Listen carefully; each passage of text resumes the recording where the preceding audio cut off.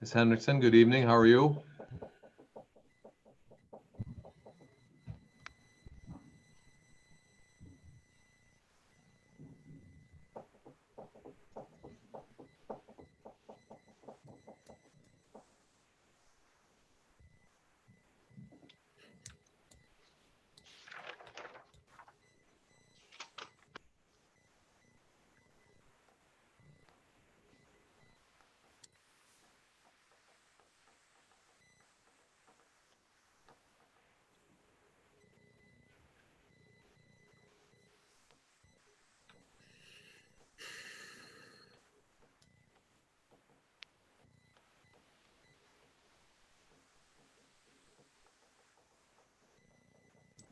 Has it stopped raining in Highland yet? It stopped, I think, I haven't been outside, but I think it stopped around 5:30 maybe, 5:45. Well, I'll apologize up front. I've been kicked out of 2 different sessions today. So I don't know if my router has a little bit of storm damage to it or not. It's not giving me any problems at all until today. So we set Josh up as another host. So if I disappear into the blackness, you can just keep rolling, okay? All right. Senators, do you want me to address the senior trip just in my notes? Sure, that would be fine, or we can deal with it under the, safer opening discussion, but you might want to give some background on it. Yeah, that would be good. Love the picture.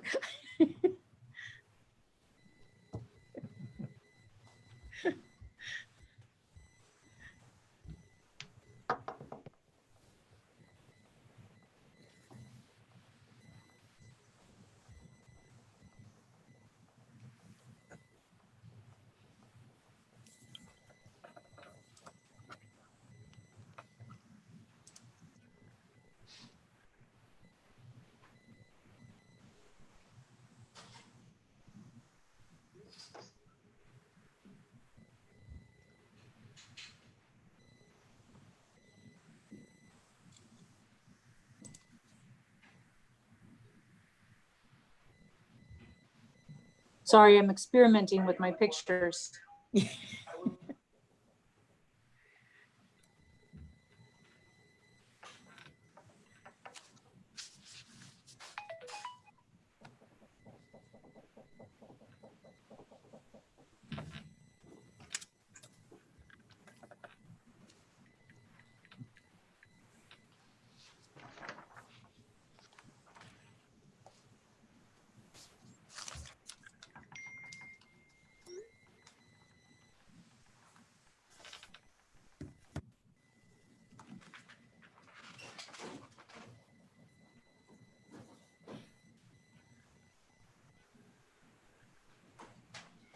All right, Josh, I know before you're available to me is better.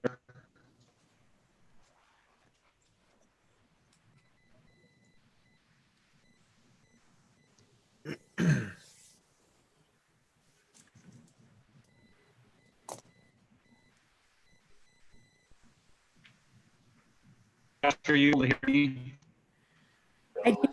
You no comprende. Yeah, you're not coming through very clear at all.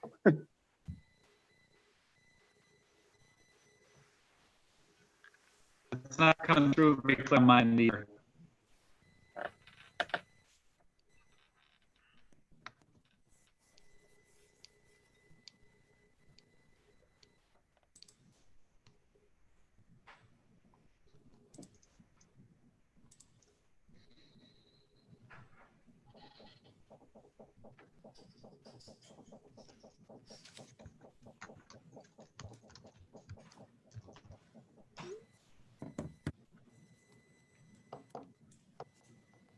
Mr. Bird, good evening.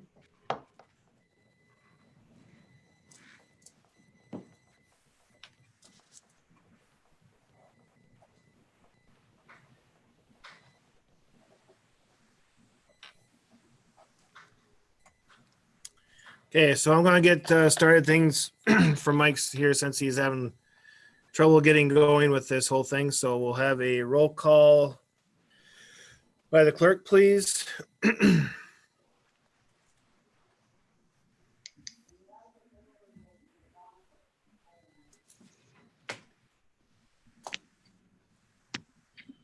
Benish, here. Biba, Here. Drushmeyer, Here. Drury, Here. Hesser, Here. Mitchick, Here. Schimick. Here, Okay. Posting of the meeting given pursuant Wisconsin statute 19, I gotta get my screen over there a little bit further. 0.84. So moved. I'll second. We have approval and a second. All in favor, say aye. Aye. Okay, so we're down to approval of the meeting notes from May 13th.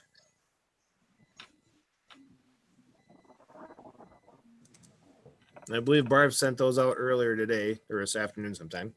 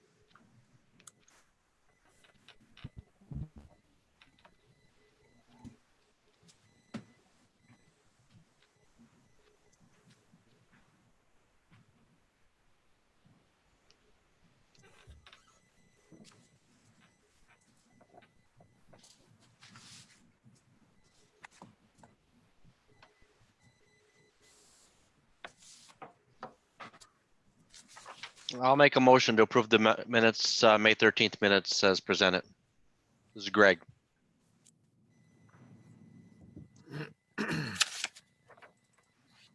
This is Todd. I'll second. All right, so we have a motion by Greg and a second by Todd. All in favor, please say aye. Aye. Aye. All right, motion Aye. passes. We're down to vouchers payable. I have that up on the screen for you, and for the first page, it's all payroll vouchers. There are quite a few that I'll just comment on here as we sort of go down through. This BL Ag service, that's for the salt, for to replenish our supply of salt. So we're hard to think about that, but we're ready for when the day comes when we need that again. The teacher training piece here was for that special education license that that you had approved a few weeks ago. This tuition payment here to Clinic Care is for one of our at-risk students. That will be the final bill for the year. There are a couple Dell computers here. The new district administrator's computer and the server have arrived and they're ready to go. This DEMCO, the STEM table storage, the 1,266, that's for the new STEM lab that Jean Pierrick and Lisa Bowen are working on in the elementary school. And we just received word today that they've applied for a $25,000 Monsanto and grant, and they've just become a finalist for that. So they're one of the top ones in Wisconsin. So that's going forward. So we're excited about that. That final decision will come around August 1st. And that would be a lot of extra STEM furniture and technology that would be available to the elementary, which would be elementary and middle school, which would be really good. This liability insurance renewal, that's over $10,000 more than what it was last year. About $800 of that increase was just for the normal fee increases that we see. But about 11,000 or so came from a workers' comp claim that we had. So we went from a 0.84 experience rating to 1.3 something. So we took a huge jump, but it involved a couple surgeries, a significant amount of time off. So that increase, unfortunately, will still be there for 2 more years, and then it will drop off. So we get to have it on our experience rating for 3 years. But we haven't had many, and hopefully when that one's off, we won't have many more. But that was a bigger jump. These library books here, those materials are all covered by the Common School Fund. And we did get some extra resources this year to cover some additional costs there. The microscope cleaning is an annual type of cost. You'll see lunch and breakfast things here that we don't normally see in June, but that's because we're continuing our lunch program through June. But again, those costs are being covered by additional CARES money that would be coming in to cover that. The basketball hoop repair bill, you'd approved that before. The wrestling co-op, Ken, we did remember that there was a $500, transition. So this invoice doesn't show that, but we're recutting that check. So the amount of money that you'll be approving when you approve these will be actually $11,292.98, not 7,000. So we'll rewrite that check. Read my mind, Nancy. Yeah, I knew you were going to ask me that. Yep. So it was in the notes. It just didn't get translated to that final check. So we'll redo that one tomorrow. Okay. The hosting fees, the software, that's our what we pay to. It's called IS Corp, but it's a Skyward all of fiscal and payroll records. This allows us to store all of those things in the cloud. So there's more protection in case of anyone wanting to try to hijack that or ransom it or something of that nature. You also had approved before the replacement of one of the controllers through J&H. I believe this one is for the boiler system. This is the second one, and we have a controller, and we have a third controller that we're going to be replacing. The first and the third, though, we believe will be covered by insurance. So this one, though, is just old and needs the upgrade. The other two, we can go back and take a look at some records that demonstrate they got fried. So hopefully we'll get those all cleaned up here. Kristen Mitchell, this is the last newsletter, but then also purchasing her design work and working with us through next year. McGraw-Hill is science textbooks. The wiring for the IT generator, you had approved that one earlier. So we're just seeing a lot of the projects we're actually getting done and getting paid for here. Next page, not quite as many. Precision Control, I'm guessing this was one of their last service works. I don't think we'll see any more from them this fiscal year. The elementary grab and go packs, those were books that we purchased to get in the kids' hands since they couldn't be in the library, couldn't have access to any of our reading materials. We invested some money in getting some reading packets for all of the kids. Securely is secure software that allows us to meet the requirements we have through the CHIP legislation, where we have to screen what kids have access to when they're logged into our internet services. So that's an annual subscription that we have for that. Six Rivers dues, annual dues, this is the for the gate around the dumpster. The smart boards, they've arrived, all except one. And so that bill is still outstanding for just under 2,000, but all of the rest of them came. We are paying for the athletic trainer. We usually do that in the spring for the next year. We know that they're, if all of the seasons would fall through, but we're anticipating that's not going to be the case. And we've also talked with Upland Hills a little bit about what some of the alternative things might be just for even having the trainer around, because we expect to have kids in school. Even if we don't have programs, we'd still like him to be coming in because our kids are still going to be working out and working with any therapies and things like that. So graphing calculators, it's just a replacement of about 10 of them that were getting old and worn out. And the rest of it, I think, is all sort of usual. So just a lot of things that you can see that you've been saying it's okay for us to do, we've been able to get off the list.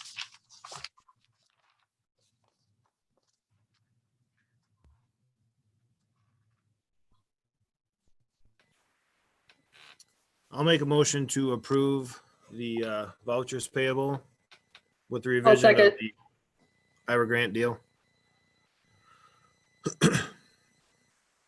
So we have a motion by Esser and a second by Benish to approve the vouchers.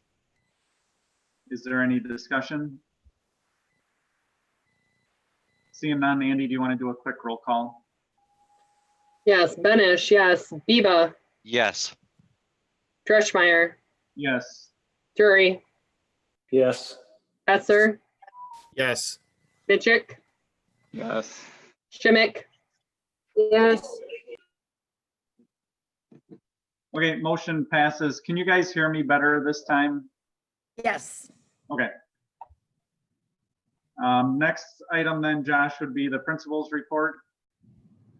Yeah, just update of things going around the school district here. Obviously, as you guys all know, we're trying to get a lot of projects done in June here and get them on this year's budget before July 1st. So we have Farnhart coming in on June 15th. They're going to seal coat the south parking lot and around the back where we have that planned. We have the ADA path that we're going to blacktop. That's going to happen on the 22nd. So the week before that, we'll have Kevin Winkus come in and remove that line that's on the top currently. And we're going to pile that up and save that for the ball fields when they need it. Laufenberg Masonry, they're going to start this Saturday as far as all the tuck pointing and get that started.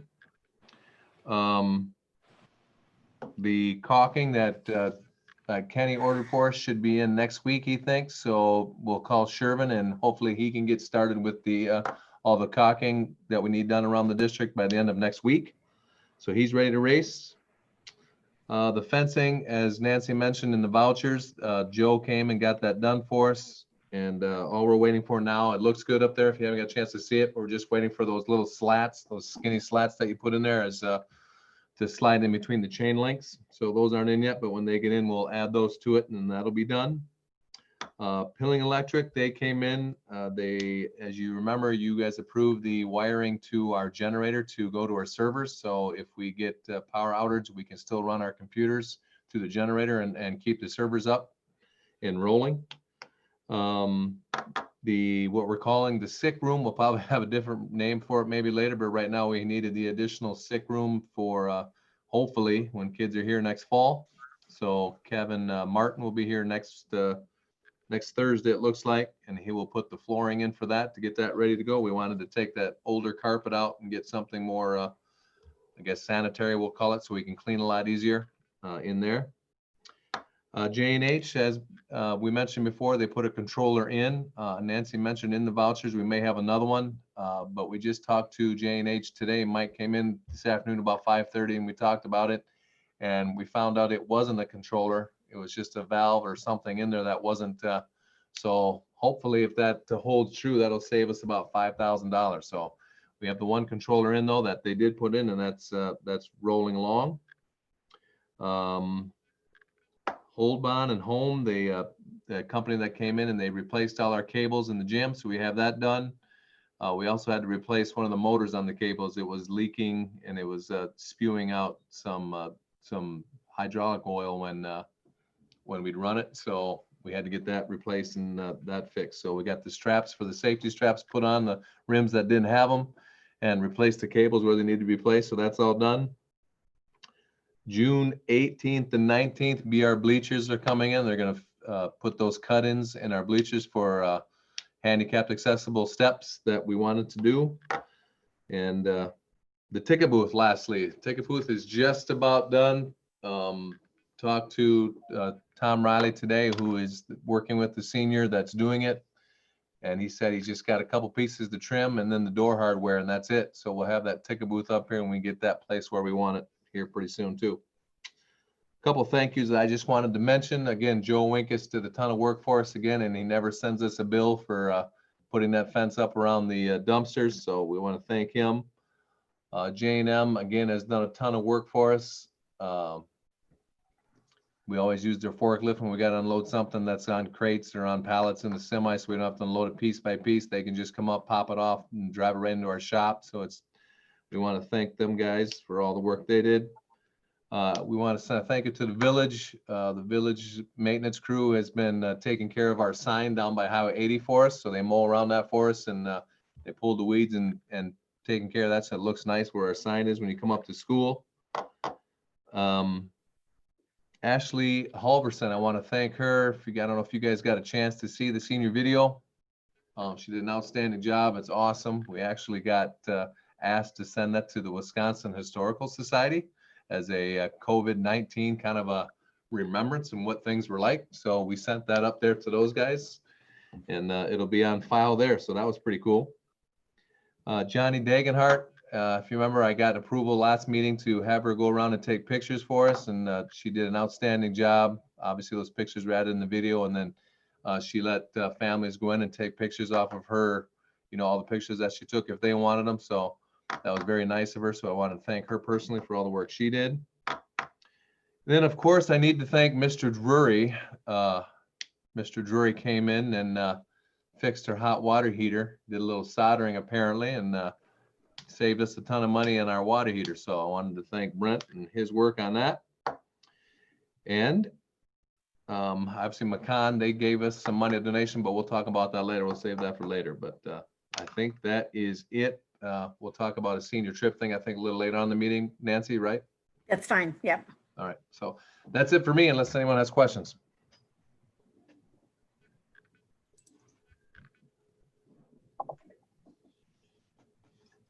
I don't see any questions coming, Josh, so thank you. And Nancy, on to the district administrator report. So I have two things for you. First of all, just a reminder that we'll be needing to get your timesheets here.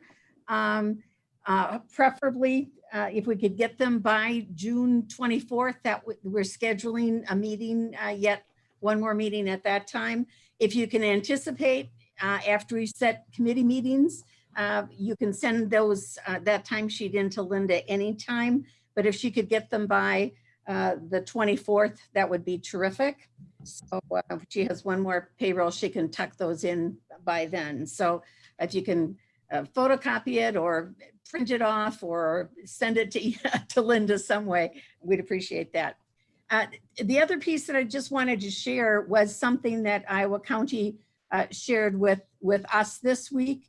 We meet with, when I say we, I mean the school districts of Iowa County meet with the Iowa County Health Department on a weekly basis. We've been doing that now for close to a month, and it's been really, really helpful.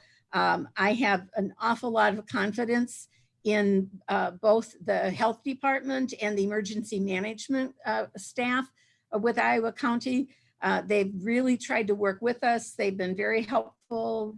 They've bumped questions we have up to the state level to try to get clarification on things for us. So I'm really pleased that partnership seems to be giving us really good guidance and help. And this is a new metric that they pushed, and this is out on their webpage, and they're going to update this every Monday going forward.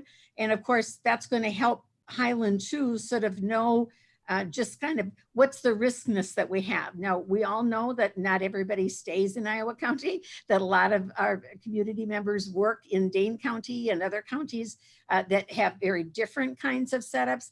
But this does help us get a little bit of a sense of where we're at in Iowa County. So the metrics are there for you to sort of see and take a look at. as you sort of go down through, but they're pretty much really showing very, very good progress in Iowa County. But I would also point out that, like the outbreaks, all it would take would be one outbreak in one of the schools to bounce that automatically to red. So the schools are some of the biggest sites for staff and for employees and students. So the fact that we take care not to get an outbreak is important to Iowa County. I also point out the one that's red, obviously everybody sort of looks to that.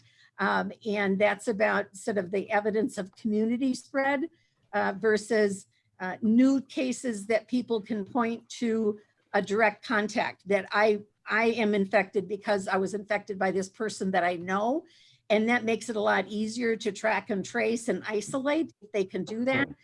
But right now, the last, at least the last 2 cases for sure at Iowa County, there is nobody seems to know where the person contracted the disease. So that then, of course, means that there could just be broader community spread, and maybe we don't know who all has the disease. So you want that number to be lower, certainly, because if you can't identify the source of the contagion, then you can't isolate people. So that's part of the problem.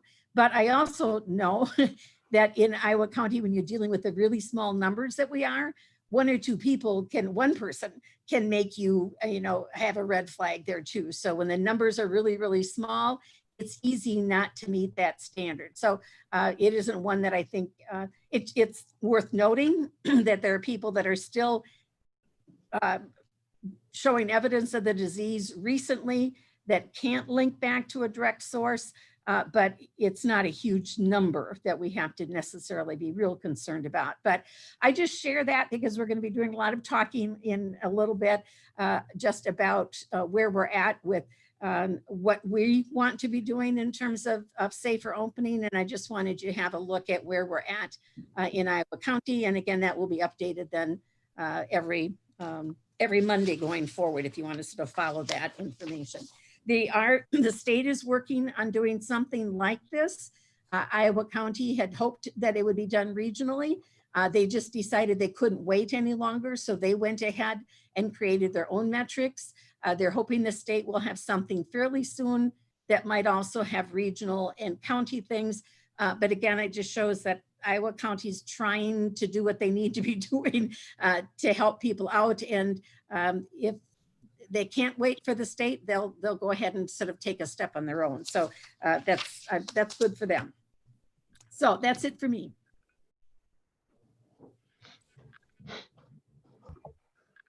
Okay, thanks, Nancy. Does anybody have any questions for her?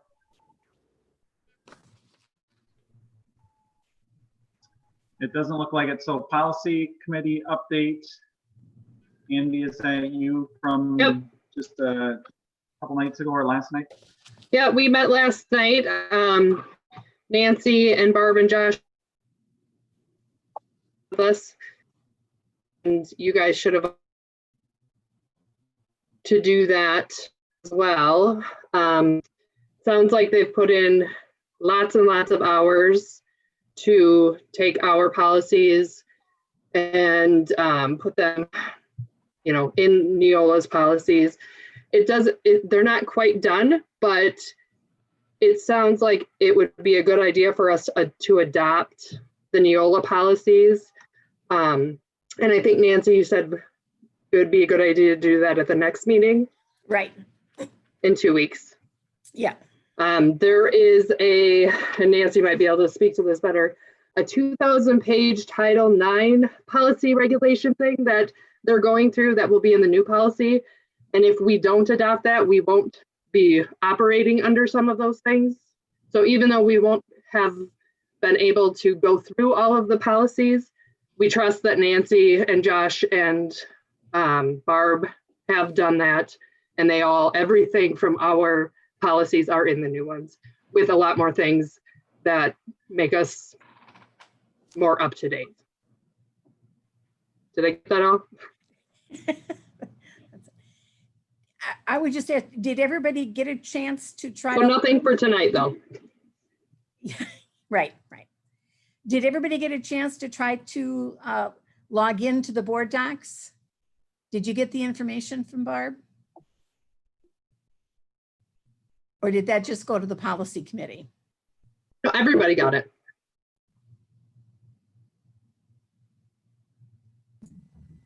So you may want to just try to log in just to see board docs and what it looks like before we meet on the 24th. Is it the 24th, I guess?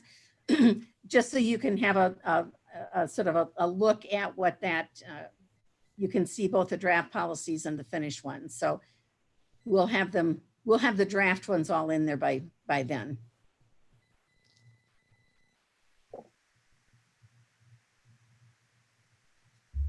Okay, thanks, Andy.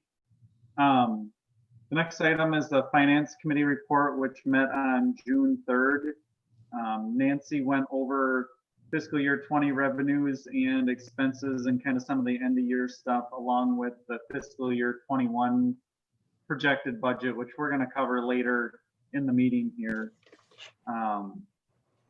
We talked a little bit about the transportation issues, which that committee report is next. And kind of some of the changes for next year, how we're likely to have some deficit for fiscal year 21 based on some cutbacks in state aid and some declining enrollments. So I guess we'll go through that later, but everything looks okay, right, Nancy? It's not good, but it's not terrible either, at least for next year. We think we can get through in pretty good shape. So I think we're going to cover some of those later on, and I'll let Nancy go into a little bit more detail on those. So for right now, on to the Transportation Committee report from June 1st. So we met, Ken or Brent. I believe it's me. So we met June 1st. Obviously, we discussed Worko's proposal on wanting to pay an additional $18,000 or in change for to make them whole in their contract for the year. Everyone had a good point on what we should possibly do, and examples of not paying and what we think is fair, and trying to keep a relationship with Worko and extending a contract out a number of years to find value in, if we do pay, what we can come up with for other sources to do that. So Nancy, I don't know if you've had any more conversation with Tom or not, but as of right now, that's where we're kind of sitting at. Yes, Josh and I had a visit yesterday with the Hoffman brothers. In fact, we did a quick Zoom and sort of shared some of the issues that the committee had shared, heard some of the concerns that they had. They're very open, would like to sit down and have a conversation with the Transportation Committee as a whole. So they offered a couple things. And so at the end of the meeting, we'll set another transportation meeting so we can have hopefully a Transportation Committee meeting that can bring a recommendation to the board for the June 24th meeting. And then I did get a follow-up email late today, so I'll forward that on to the Transportation Committee too after the meeting tonight. So we're taking some steps, and we'll just have to have everybody at the table and sort of talk through what the questions are. So we'll set that up for hopefully early next week. Okay. All right, thanks, Ken. And then Nancy, you have a nurse's report on here too, which came out as a written report. Yes, I can draw that up again quickly.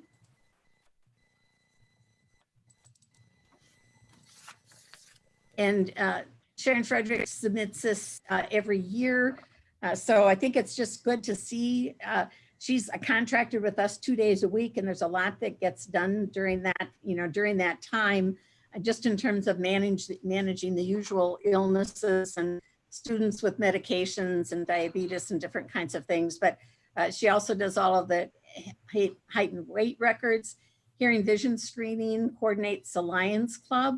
And it's interesting there, in the fall, we had 8 kids referred, and in the spring, 11 kids referred for additional vision care. So it's sort of hard to do the best you can in school if vision is a problem for you. So it's great that we can sort of catch those and encourage that to happen. She also coordinates the Seals on Wheels, which is a dental hygienist program, served 104 kids this year, and even referred a couple students then for some urgent care at a Madison clinic. So again, dental costs can be really hard for families when things are a little bit tough. So it's great that we can support that. Flu clinic, usual. She also coordinates the training for the required training that we have to have for students, shaken baby syndrome. She teaches the CPR and AED along with our staff to the health class and 7th graders. And she also manages to make sure all of our coaches have all of their required training that they have to have in order to be certified to be a coach. I'd also just add that she's also done a lot she's on our planning team for the COVID issues. And so she has a lot of connections with the state school nurse and other nurses. So she's been bringing a lot to the table about what the discussions are around some of the health and safety issues related to COVID. And she's our coordinator, on-site coordinator for accessing all of our PPE that we're going to need for next year and making sure that just finding it, let alone ordering it, has been sort of an issue. So that's Sharon's report for this year.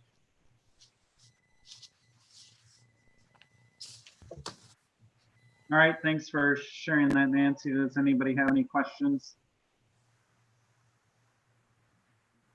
All right, then we're on to the policy development and review section. The first item there is the second reading of the employee compensation, unexpected and extraordinary circumstances. We passed the first reading last month.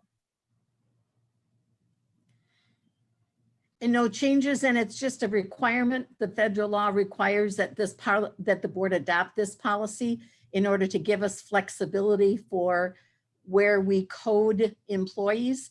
So if employed before the pandemic was being paid with federal grant dollars, we can continue to pay them with federal grant dollars, even maybe they're doing something else, like helping with the meals or helping with the sanitation things. We don't have to give up that federal support for those positions just because of the pandemic. So this language allows us to continue to do that. I'll make a motion to approve. This is Ken.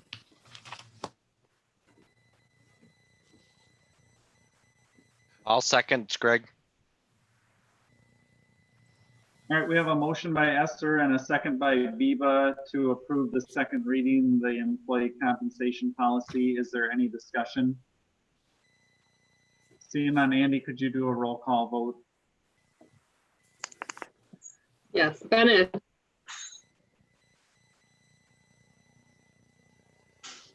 Eva, Yes. Dreschmeyer, Yes. Drury, Yes. Esser, Yes. Mitchick, Yes. Schimick. Yes. All right, motion passes. And then the first reading of the other sections of the Neola policy, are we going to wait on that, Nancy, for the next meeting then? So we'll table that one. All right, then we're on to new business and approving the school opening decision protocols. And I'll let you tell me which of the pieces, if any, you would like to sort of take a look at.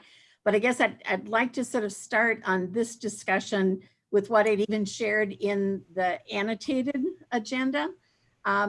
Just that we know that we're not going to be getting any definitive regulations or orders from the governor or from the state or from the Department of Health Services. All we're going to be getting going forward is best practice and advice. So that means that nobody is willing to necessarily step out and say that they're confident that they know the best way to handle any of the circumstances in terms of opening schools or events that we have and so forth. So I think given the fact that we're only going to be getting the best advice, And knowing that even the advice that I shared with you, the latest we have from DPI is from May 21st. There's an awful lot that's happened since May 21st. We're still waiting for advice from them, for example, on transportation, because the last advice out of CDC on transportation was the one that said one student per seat, every other seat. We can't operate a transportation program that way. We know that. So we're waiting for what we hope is maybe different advice coming out of DHS for transportation, for how you can operate in a cafeteria, because there again, if we have to have every student, that, how do we do that? Or are there rules about having kids eat in their classrooms that they're going to waive? Because right now, things like you can't count a kid's lunch unless your computer is right there as the student's picking up the lunch. It'd be a lot easier for us just to take, 18 sack lunches down to the classroom, but you can't, because you have to, every kid has to come and pick it up. And I mean, they're just things like that that I'm hoping that they'll waive. But so it's the cafeteria or other larger spaces like that. And then the PPE, because we're all sort of having the conversations around, face masks and gloves and who has to wear them and who has to have what kinds of stuff. So we are waiting for that. And DPI has also promised that they're coming out with a comprehensive roadmap. We've seen the draft of it, and I'll be really honest with you, I didn't find it the least bit helpful. It was a lot of links to a lot of other places that we can already see right now. We've been sort of checking those things out. So bottom line, I guess, is that we have what we have for a lot of the information. And we just need to sort of have a conversation about what's the best pathway forward. Because without something fairly direct, when there are orders to follow, it's easy. Josh and I can say, okay, we have to do it this way, but that's not the way it is. The advice that we are getting very strongly is that we work out a relationship with the board so you understand how we're making decisions, what's the basis for our decisions, and if we don't have clear guidance, how do we go about sort of figuring out what we want to do? So we wanted to spend some time just sort of talking with you tonight about how we've come to make decisions so far, what we're planning for July and what that looks like, and how we think that probably fits with the guidance that we have. And then, we need to hear from you. What role does the board want to play in shaping these decisions as we go forward? Right now, we're looking at planning on opening in the fall with a fair amount of modifications for all of the social distancing and all of the rest of it. But the school board can close schools if you wanted to do that. You have the power to do that. We're not anticipating that anybody else at this point is going to do that. But I think the latest survey said about 6% of the schools in CESA 3 are anticipating opening totally virtually. That's a very small percentage. We're right in the middle of the schools in terms of what our plans are. But there's quite a range of what options that you have. So I guess we just wanted to have a chance to share with you what our thinking is. Our intention is to keep kids safe and staff safe. We also want to provide the best learning environment that we can. And we haven't done a specific survey, but I've talked to numerous other superintendents in the area. And when they ask the parents, what do you want most? It's to please get the kids back in the regular classroom. And I can understand that. It's hard having kids learning at home in that environment. But at the same time, we have to balance that with what's safe to do. Then I think we have a responsibility to make sure that we're protecting the school district, both financially and also from liability kinds of issues.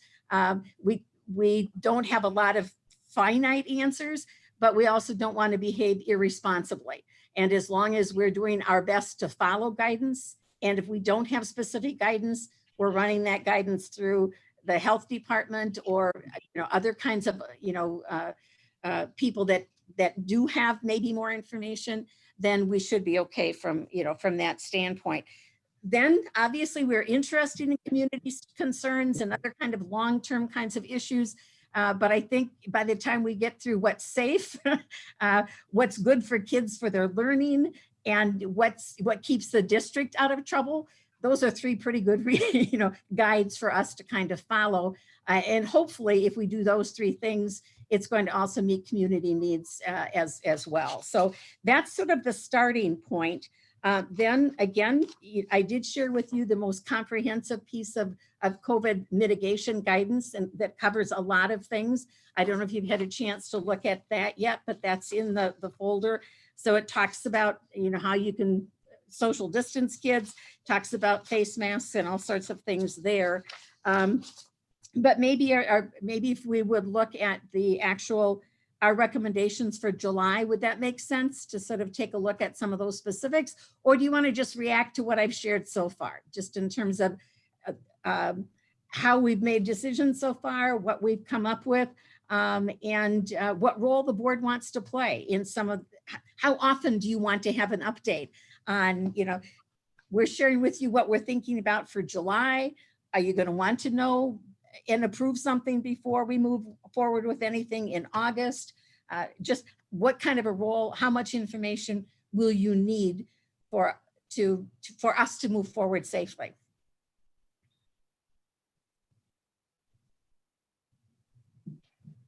Nancy, this is Greg. So,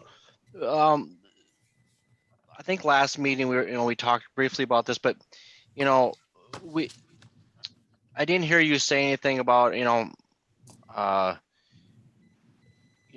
brought up me before, one of the options. Well, there's obviously a lot of options, and obviously this is a moving target. But you said, well, our start date for school in the fall is what, August 20th something or 19th, or I don't.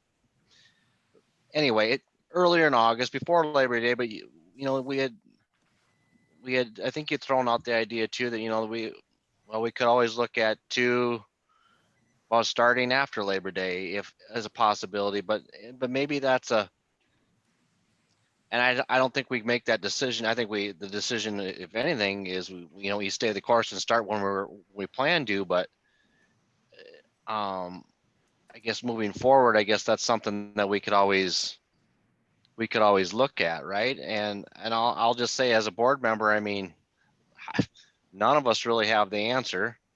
And as far as I think everything you said is valid, the one thing that I've heard you say for a long time, and you use the word liability, for the school district, I think that is a really tough one for all of us. But I do believe in, and I think you said, the consistency, communicating with the other districts. I mean, I think we have to, and I'm sure that, Bryce is involved in this too, but it's just that when we move forward, I mean, I guess we have to I feel like we have to kind of be somewhat on the same page with some of the surrounding school districts. I just don't see how it's good if we're doing this and Iowa Grant's doing this and Riverdale's doing this and Dodgeville's doing this, Mineral Point's. I mean, it doesn't sound like that's maybe happening. It sounds like that when your talks with the health department and everybody, that can you comment on that? Everybody's trying to promote some sort of consistency. So as we move forward. Yeah, I think we're definitely trying that, and that's where it's really helpful for the Iowa County schools to be together. We've also sort of jumped into the Grant County schools because they didn't start meeting as soon as Iowa County did, but they're also trying to have some of those conversations. And when we're in those meetings, someone will say, well, this is what we're thinking. So then we'll share the resources, like the things that we put together. I've shared that out with folks so they can see sort of some of the things that we're thinking about doing. But there again, everybody's circumstances are a little bit different. But there are some things that I think we all recognize that it's important that we need to have some help with. And things like, when kids, if they get sick, when can they return? So there's some continuity and some consistency. So I think we will see as we get close to school starting that there'll be some of those things that will be little bit easier. I'll tell you, it's been a real struggle for the July, and there's real mixed feelings about, you've got a lot of schools that want to get at least open up so kids can get in and do some things in July. But we talked to a couple schools today that just said they don't want kids in for anything in July. They just want to wait a little bit longer. I think it's going to take some work for us to make sure we've got our plans where kids can do it safely. But it's also hard to figure out what works and what doesn't work if you don't try to get a few things. If you can go slow, take small steps, then maybe you can figure out whether or not something's working. I think the last thing you want to do is just sort of push things or have bigger events. And then all of a sudden you have all it takes is one person to show up positive, and then you've got to shut down for a while, and then you've got to deep clean, and then you've got to quarantine folks.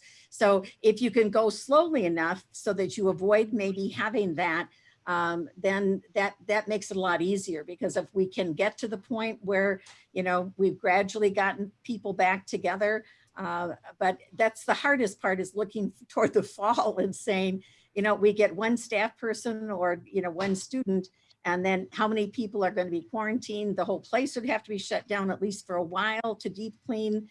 And then, once you're out for a fairly lengthy period of time. And so it's hard to staff, even if that's the case. So that would be one thing I think we can learn, is you can't not do something, but you have to do it in a way that's cautious and slow, so that we can learn from working together on some of those pieces.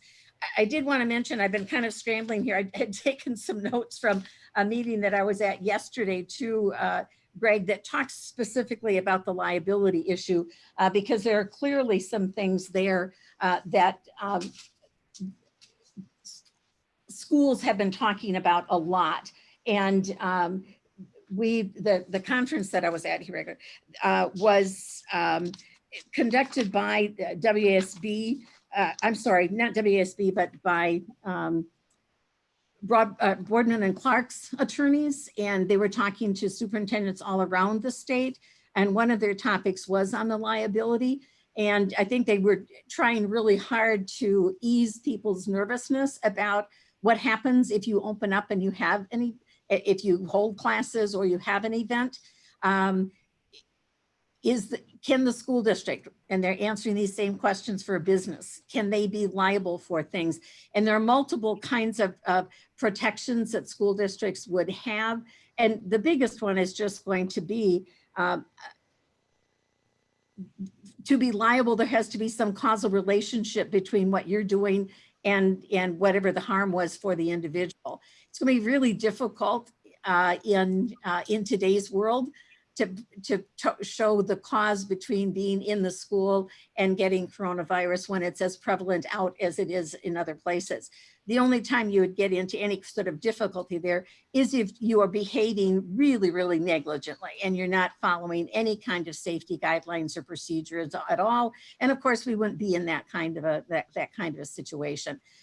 Schools have some, other kinds of immunities, but we also have an insurance, and we've checked with our insurance company. We do not, there is no exemption for virus in terms of our liability insurance. But there again, their message is, we probably aren't terribly concerned about that, because how do you prove that there's something that the school district did that caused someone to get the virus? So we sort of looked into that. So as long as we're behaving responsibly, and you shouldn't have any worries about that, then I don't think the issues of liability would have to be a real concern. I've said all along, I think our biggest liability, not legal liability, but is liability for our families. And that's why your engagement is so important, because if our families aren't confident that what you're doing in the school district is the best job we can to preserve safety, then they're going to walk with their feet by having their kids go to a virtual school or stay home or something like that. So I think that's probably a bigger liability for us, is can we maintain our enrollment because families are confident that Highland will be a safe school to be attending based on the protocols that we put in place to keep the kids safe. has the health department said anything about, okay, well, I mean, I gotta believe, you know, that we say, okay, we're gonna proceed, you know, this is what we're gonna do, you know, and this is a moving, for us, this is a moving target, and we keep fine tuning it and preparing to bring people back. But you know, there are families, there are students that are, or families that have family members that are quote unquote high risk, Mhm. you know, and you know, if they say, you know, I just wonder how we handle that, as far as they say, well, I want my student to, because of this reason, I mean, to continue a virtual, I mean, do we have to, you know, offer a virtual avenue for situations like that? If someone requests it, even though they may not want it, they're only doing it because of their quote unquote in a high risk category. I mean, I know that might be a whole nother area, and maybe I'm getting off No, base, but no, that's fine. And there are a couple things with that, Greg. And first of all, whether it's a staff person or a student, we're not going to be in the business of making a judgment call about whose health maybe is compromised. That's going to be something that's going to be discussed and decided between an individual or a student and their medical a doctor. And if a medical doctor says you should not be exposing yourself, obviously, then we're going to have to deal with that, whether it's a staff person that can't come back to work or a student that can't be in the school system. We're also going to, because of the fact that everyone's going to be expecting anyone who's not well to not be in school, if that's a cold, if that's the flu, if it's that whatever normally has kids sick, they're going to be out, and they're going to be out probably for longer periods of time, because the regulations that we have now would say that kids need to be out of school 72 hours after their fever's gone, and 7 days, at least 7 days after the symptoms began. So if someone's sick, they're going to be gone longer. So we are going to have some virtual options or some remote options for kids that are just sick, because we're going to have a lot more of that than normal. And if there are kids that just can't be here at all, and I'll let Josh address that too, but I think our hope is that we would have a virtual option for them. Now, if we end up with 10, 20% of our parents, like say in the elementary school, that say, we just aren't comfortable sending our kids to a brick and mortar school. And if we had that number of kids, maybe we'd have to come back and say, boy, that's an awful lot to ask a classroom teacher to keep her classroom going, remembering that the classroom is going to be very different. They're not going to have groups. They're not going to, so they're going to have to be teaching differently too, with kids in rows facing forward. But then also teaching for the kids that are just out intermittently ill. And then on top of it, be running a totally separate kind of full virtual program. Maybe if the number gets to be great enough, you might want to try to find a teacher that you can assign, go back to the one-room schoolhouse kind of concept, where maybe a teacher has, 10 or 12 kids that are learning virtually, multiple grades, but that teacher manages just those kids that are learning virtually, if they're at the elementary level. So I think there's some options for how to do that virtually, but I know middle school and high school will most likely, because of the social distancing in space, won't be able to be there 5 days a week, not all of them. So maybe it'll be 2 days for high school and 3 days for middle school, and they'll be doing stuff virtually on the other days. So we're going to have some of that anyway, Greg. So my hope would be that as we look at families that are just not comfortable, that we'll be able to keep them a part of our community anyway. Josh, did I capture that okay? Do you want to add anything for that? Yeah, I think you hit a lot of it. I think, we look at some technology today now too, where we get, it's a machine or a technology machine where it follows the speaker. And when we record have staff record their lessons. We're hoping we can get it as normal, quote unquote, whatever normal is today, as previously. So when those students that can't be in the district for one reason or another, they can still, it'll be recorded. They can watch as many times they need, and they can also hear the discussion that takes place with the students and see that in the recording as well. So I think that'll make a big difference if we can make that a go. Some things that obviously we need to figure out is like students in the classroom and how we can make that work. If it's going to be 2 days high school and 3 days middle school and then elementary every day, is that's our goal right now. They were talking about a 6 feet space in between each student. And if we could do it that way and that close, we can get a lot of kids in the building at once.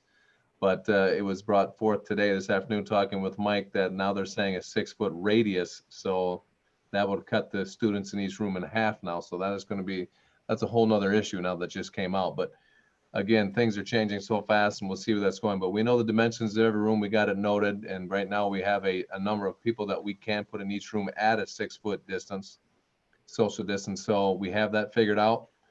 One thing that we need to figure out is if students that vary. So for example, let's say we have a student that just decides, you know, I'm just going to learn virtually today, that normally would be in the district. If we can allow that or how that would work, I'm thinking right now that's probably not the best avenue. If a student signed up in the year that they wanted to be in, as far as brick and mortar, their attendance will be taken in school.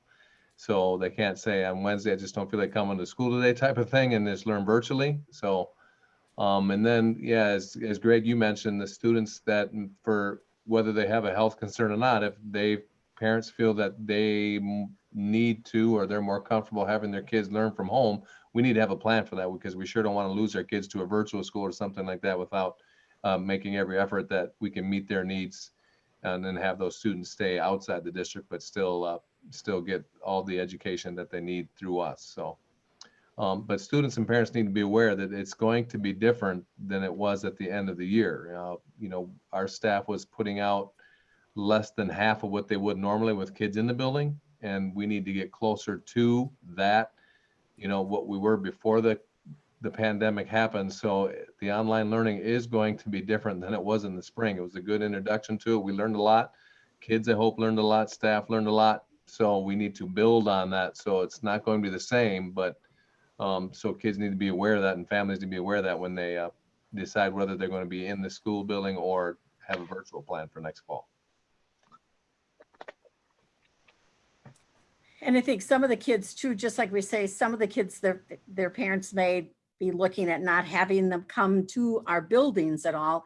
By having the staff in the building every day, though, that would allow us, there may be some kids that we do have there every day, regardless of their grade, depending on what their learning needs may be, or again, for some of the special education extra time, compensatory time, we may have some of those kids there every day rather than every other day, because we have some space for, you know, for them too. So that's kind of the, you know, the big picture. If we look at specifically moving toward what happens in July, one of the things we want to try to do it in a way that doesn't spring us into having to shut back down again. But we also would like not to make decisions that we're going to have to back away from. So we're probably taking, in some cases, maybe a more stricter stance because it's easier to back away than it is not. For example, for any of the kids coming into for the fitness center or for the gymnasium things, we're going to expect them to be wearing a mask and have a mask on in the building, other than when they're engaged in physical activity. Now we know that when we get to the full school year, we don't know if they're going to need, if they have their 6 foot space, hopefully they don't have to have their mask on, but they need to have a mask with them, because when they're out moving in the hallways or going to the bathrooms or in more public spaces, then they're going to need to be masked. So we're trying to start again in a way that it's a lot easier to tell kids, okay, put your mask away, you don't need it under these circumstances, than it is to have kids come into the building all summer long not wearing masks, and then all of a sudden in the fall say, put your mask on. So that's the kind of stuff we're trying to think about as well. But we're also saying that kids can come into the building by self-monitoring their health, which means we're not going to take a temperature when they come in the door. We're not going to have someone standing there going through a checklist of, do you have a cough? You know, how you feeling? Well, we're not going to go through all the list of symptoms, because then again, in the fall, I think we've come to the conclusion that we're going to have to rely on our families to do a daily self-monitoring with their kids before they send them to school. Otherwise, we'd have to meet them at their bus stop before they can get on the bus to try to take their temperatures, which doesn't make sense. Or we'd be having kids standing in large groups trying to get in the building to have a temperature check, which exposes them probably to more than otherwise. So we just not, and then again, on the legal conference today, they said even for adults, if you're, as the workers are coming in, if you're going to have someone go through a checklist of symptoms, you can't have the same person going through that checklist, because that person then could be exposed and then just pay. So you need to have 5, 6 people that you can rotate in to ask the questions. It just becomes nonsensical to me to try to do that. And I think our families would work with us on that. And if their kids are sick, they'll keep them home. They're going to check and monitor those symptoms if we keep sharing that with them.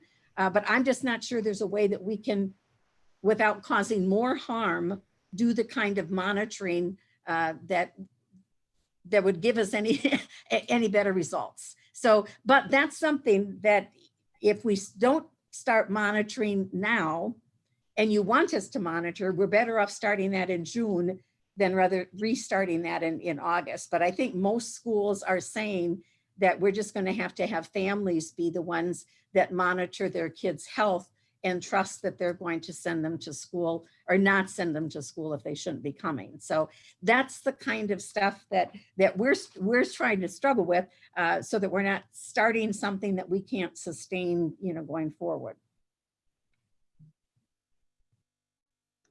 And then to add to that, as Nancy mentioned before, it's just that, we're pretty confident we can get kids in the building at least weekly.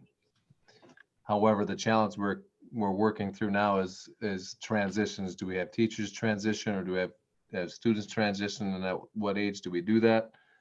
And then when do that? Well, how do we work bathroom breaks? How do we work lunches? How do we work going to their locker? How do we work all those things? Library, do they get a book? How do we, returning books, all those things.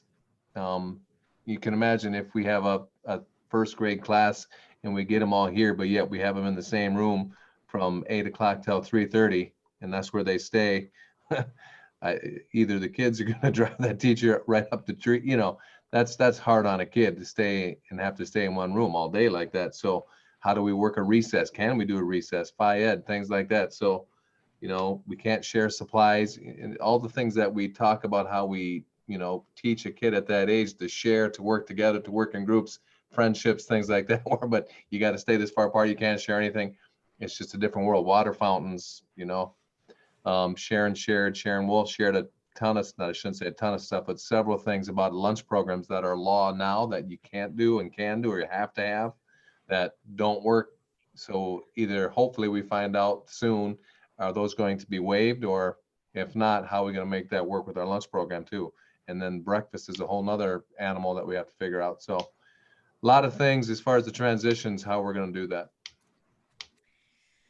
So I guess where I'm at is we kind of wanted to share where we're at with our planning, what kinds of things we're looking at to make those decisions.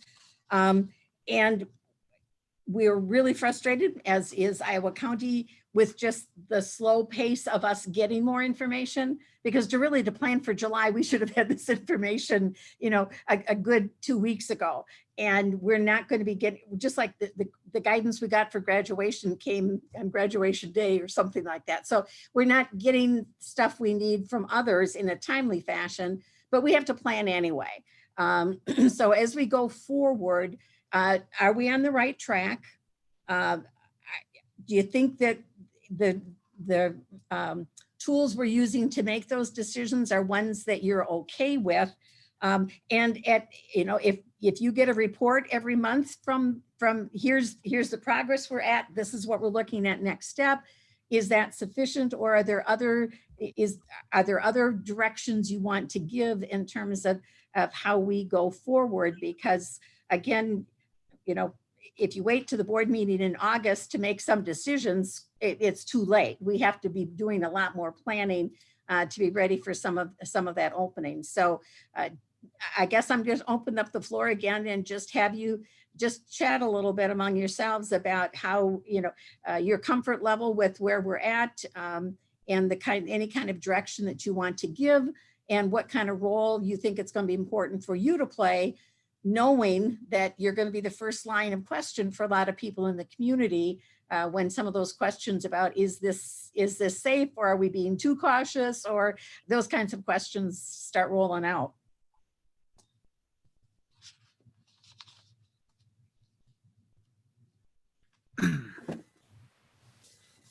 Well, Nancy, I think based on what you touched on it earlier a lot, you know, talking with our school districts and what school districts have talked with their parents on, wanting to get kids back in the classroom. You know, I obviously I don't want to speak for everybody here, but you know, our kid, in my opinion, my family has already gone through the summer break. So I want to see school start when we're supposed to start. That's my feeling on it. I know there's going to be precautions and, you know, safety measures that we have to take because of this whole thing until, you know, something is in place that has a vaccine or a shot that, you know, obviously prevents it. But until that time frame comes, obviously there's things that we have to do. So that is my stance on what I like to see for starting in August. And Joshua, but I think as we're standing now, we're clearly leaning in that direction. In fact, if anything, we're leaning at maybe trying to, if things stay positive for Iowa County, maybe even looking at a couple weeks summer school for the elementary classes, and actually running buses and bringing all of the kids in for probably a shortened day, but at least for learning experiences for a couple weeks to help with the transition, to make up some of the time that they lost, have them learn the protocols and get back into the swing of things. So when school technically starts for 2021, then they're really ready to roll, and not spending a lot of time figuring out how to live in this new world. So if anything, we're leaning toward trying to get things going a little bit sooner, Ken. Okay. And I have no issue with that because, like I said, I would love to see these kids, you know, the ones that want to get back in and start using the weight facility and the other things that the school offers to do those things if they can do them. So.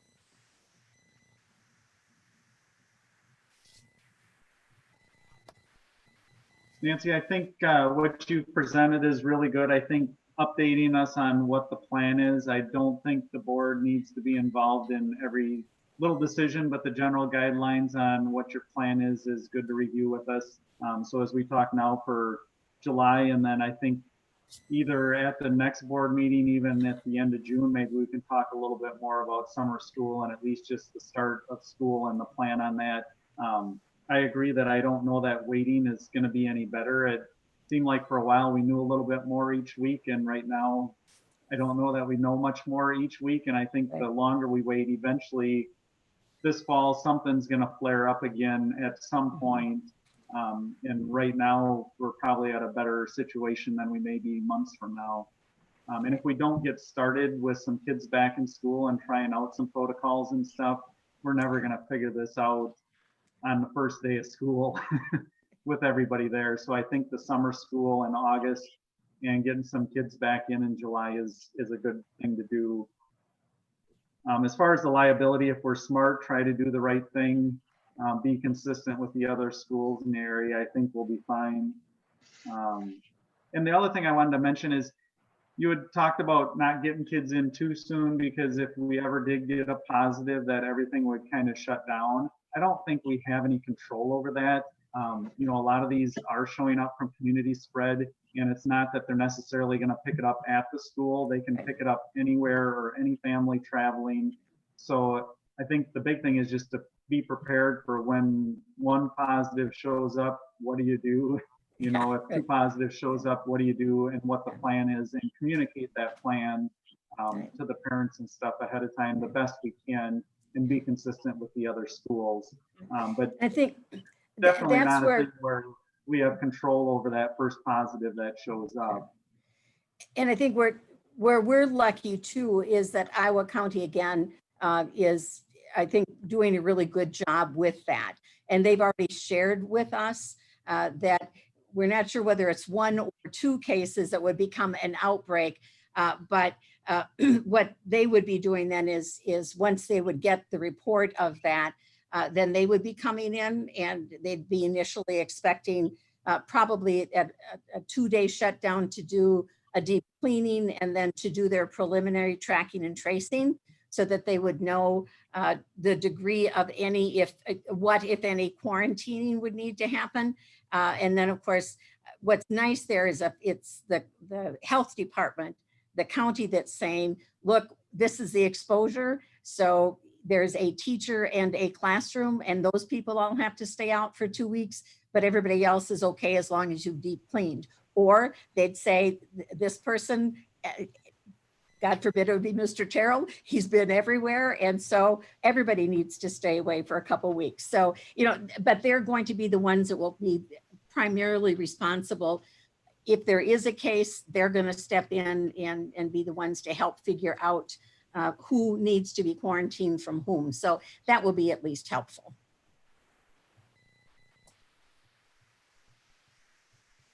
I If think just add that, the virtual sorry. options. No, I'm just going to say one quick thing and then I'll be done. The virtual options are good to look at because there are going to be some students and families that aren't going to want to come back and we don't want to lose them. And then with the kids in the classroom and the separation, is there any way to do any dividers or anything that we could do to keep the spaces a little bit tighter, at least side to side or something? I know that's being used in a lot of factories and workplaces and stuff, as well as the separation. They began to talk about that for lunches in the cafeteria. If you have barriers between kids, they may be able to be closer at the tables. I think what we've talked about a little bit more, since we have maybe some rooms, would be to have a classroom split and use some of the Zooming and the remote stuff that we have, where kids could be in 2 rooms and the teacher could be teaching, but in just 2 separate locations. Obviously, there'd still need to be another adult in the other room, but yeah, some barriers might work, but it depends on the age.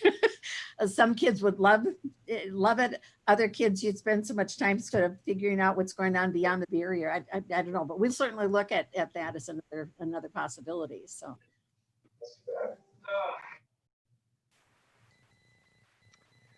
What I was going to ask is, I think it would be helpful for me. I don't know how easy this would, when you guys put those kinds of things in place, if you could somehow let us know why you're doing that and what guidance you've got for doing that, so that when people are asking us, why did they put those borders in? That's stupid. This is why they're doing it. And I'd just like to have that. I think it would be helpful. Sure, and that's why I shared with you that the May 24th, because that was the most recent guidance. And when we get the DPI stuff, I'll send that out to you too, so you'll all have whatever those updates are. But I think and it wouldn't even be bad maybe for a compendium of those someplace, even on our website, where people could go and sort of check out what some of that advice is. But most of it's coming from some of the CDC pieces as well. But it's really hard when people are coming at it from so many different directions. It's nice if they could go to one spot and find it. On that same note too, Andy, I know obviously before school starts, obviously the sooner the better, but as Ms. Hendrickson said, we're supposed to be getting some more information here even next week, obviously later than we'd like, but something more hopefully definite of what the future might hold.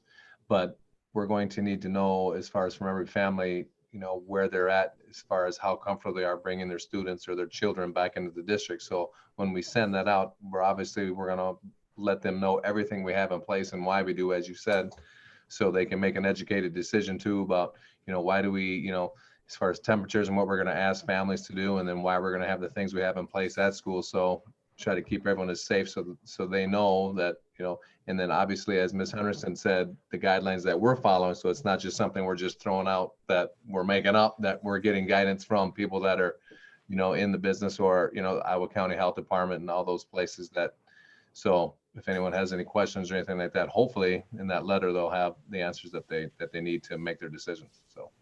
Okay.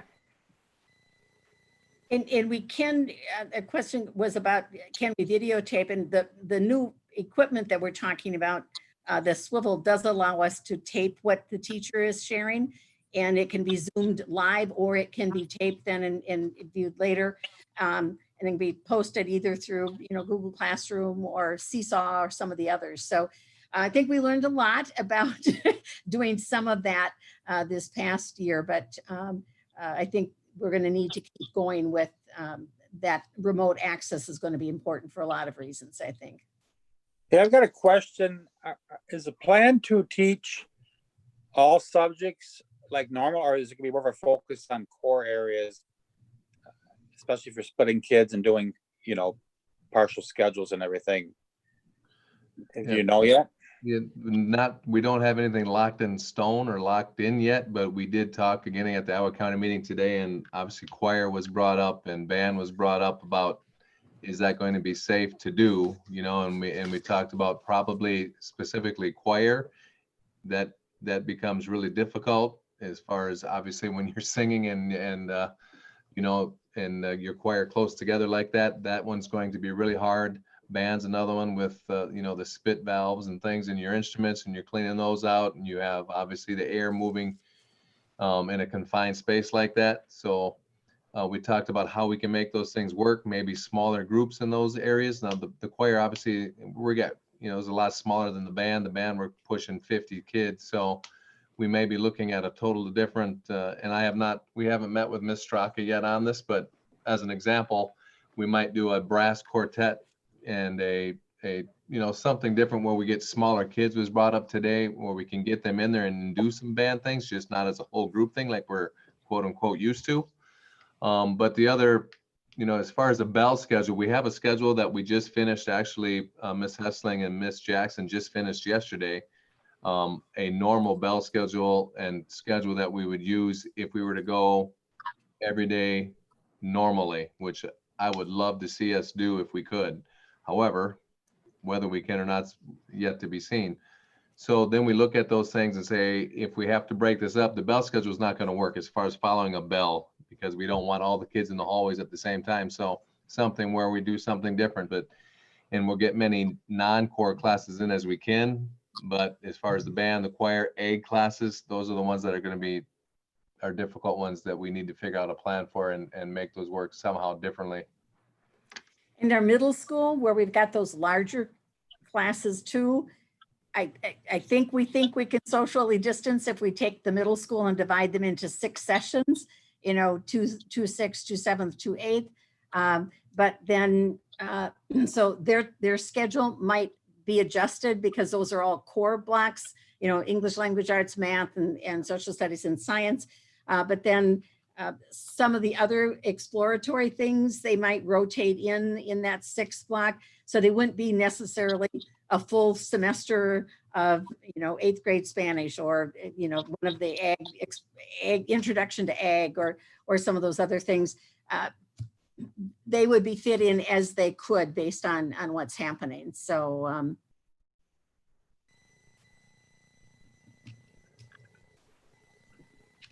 one thing that is nice that they've shown, as far as if there's anything that's good that comes out of this, obviously the best of the worst, I guess, is that Iowa County's been really, knock on wood, lucky and in great shape as far as anyone that's lost a life to this. And it shows that the stats wise that by far the vast, I think they talked about 75 to 80% of people that have passed are of 75 plus age, or older. So knowing that, I think we hopefully can have a lot more confidence where we can get kids in the building a lot more often. And with the, safety precautions that we have in place. And then the other aspect is staff. How comfortable are they going to be, especially our staff that have health conditions or, are up in the 60 plus range age wise, how comfortable will they be to come back to work? We'll just have to make plans for that if they are not. And I think Iowa County has already told us that for them, the defining characteristic is social distancing. As long as you can social distance, train kids in good hygiene practices, and do the sanitation things that you need to in your building, that's the most important thing. You hear people talking about, well, only 50% capacity or putting a limit of numbers on. They're not worried about, they said, if you can get every kid and staff person in your building and socially distance and do those other things, we would support you in that, but just make sure that you can do those things. So I think that was when we first started, we thought, well, gee, we only have half the kids in the building or 25% occupancy. That was harder to come up with a plan. But right now we're building our plans around, can we social distance and then do the right, have the right hygiene practices in place and have the kids doing their personal hygiene things. So that's sort of directing how we're making some of the planning decisions right now.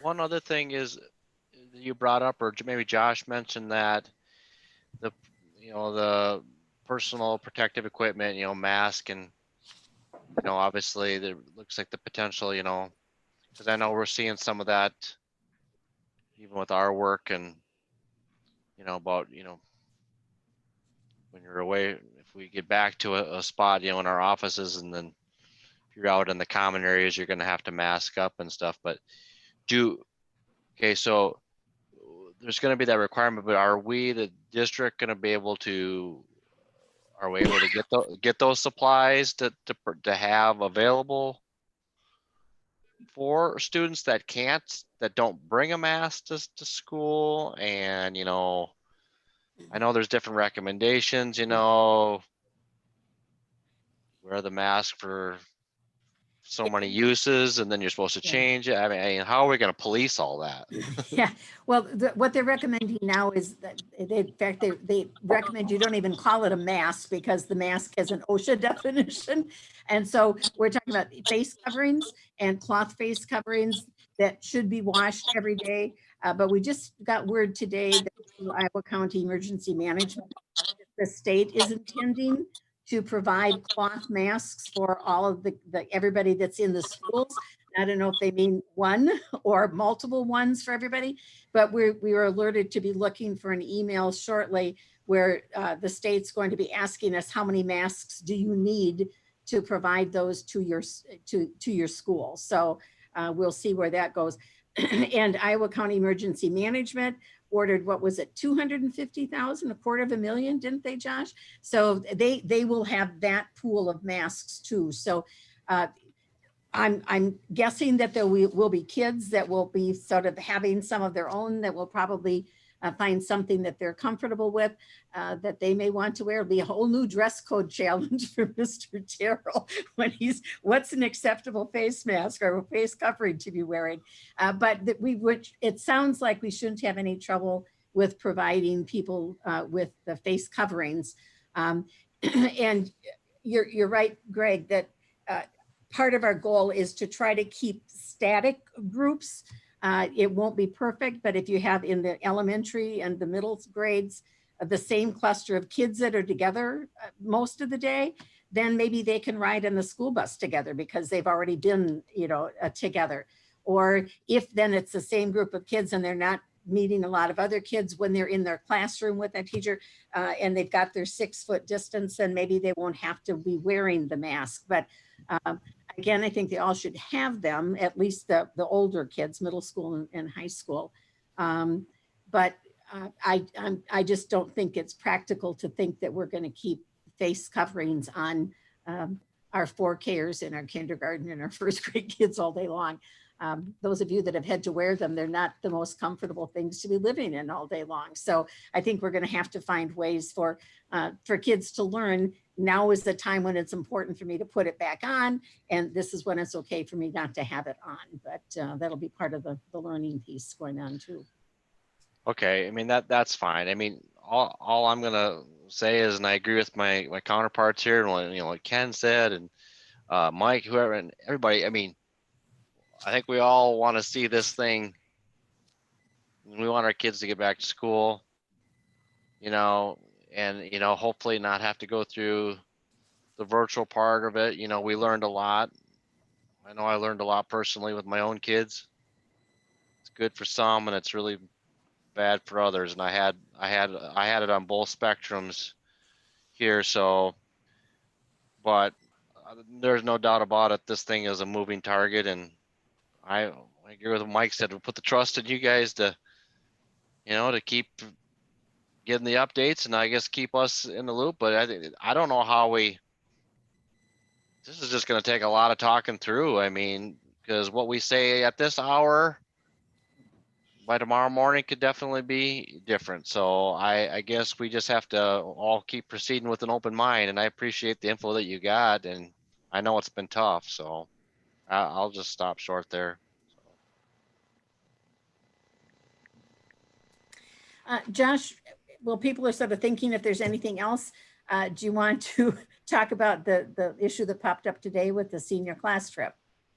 Yeah, Senior President Shelby, obviously they have, you guys sponsor a class trip or a senior trip every spring. And obviously that got canceled due to COVID. So they now have it set up for the middle of July. I think July 15th is their date. But they have to have a check paid to them by June 23rd.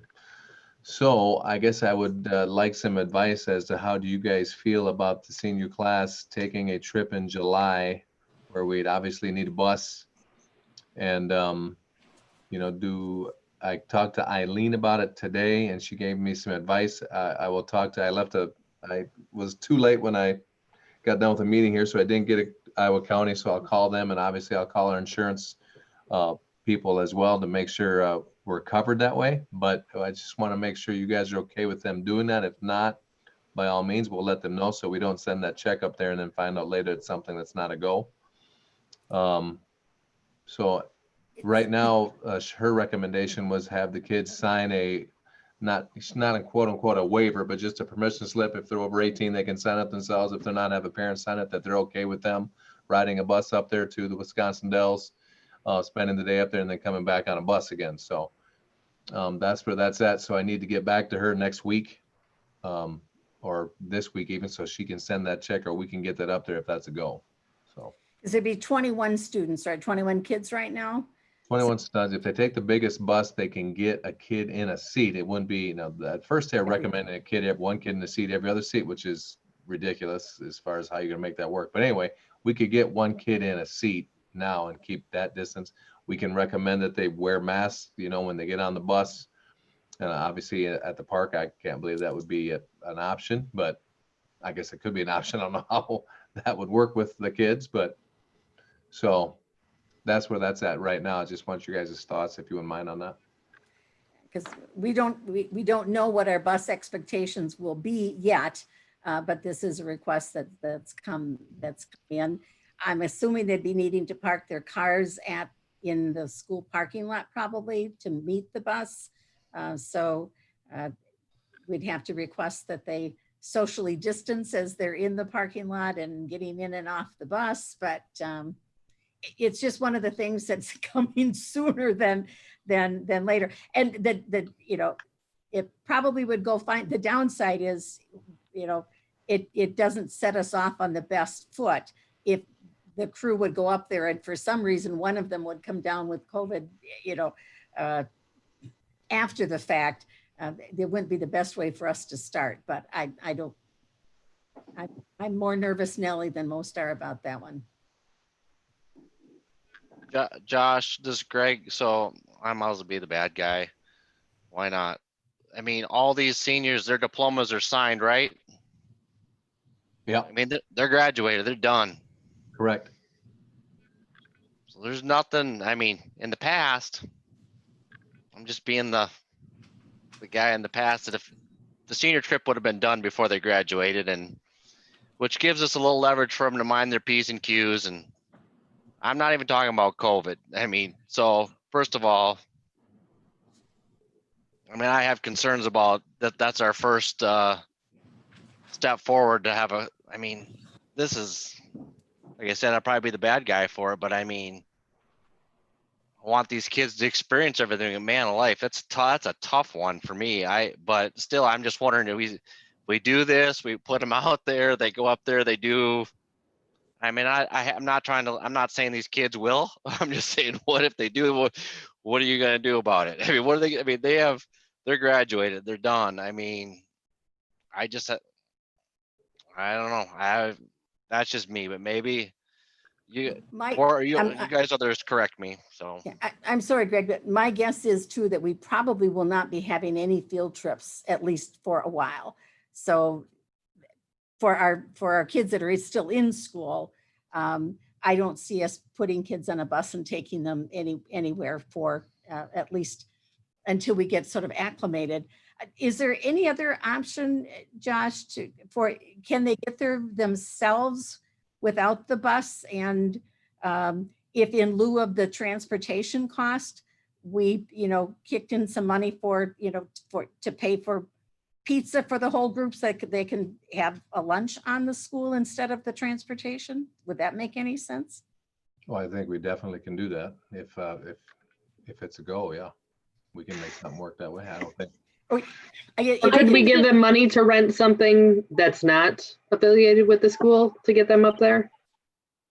But if I we mean, give them don't money- some buses like rent that for events?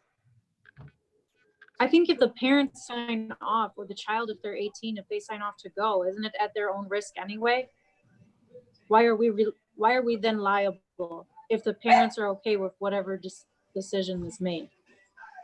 I don't know. I don't think that as far as the liability, I think we're all right. I think what Greg was referring to, and correct me if I'm wrong, Greg, is if they go up there and let's say they get into something and they get their butt in trouble for some reason or another, they're not, we're not liable. However, Yeah. it doesn't look good. And it comes.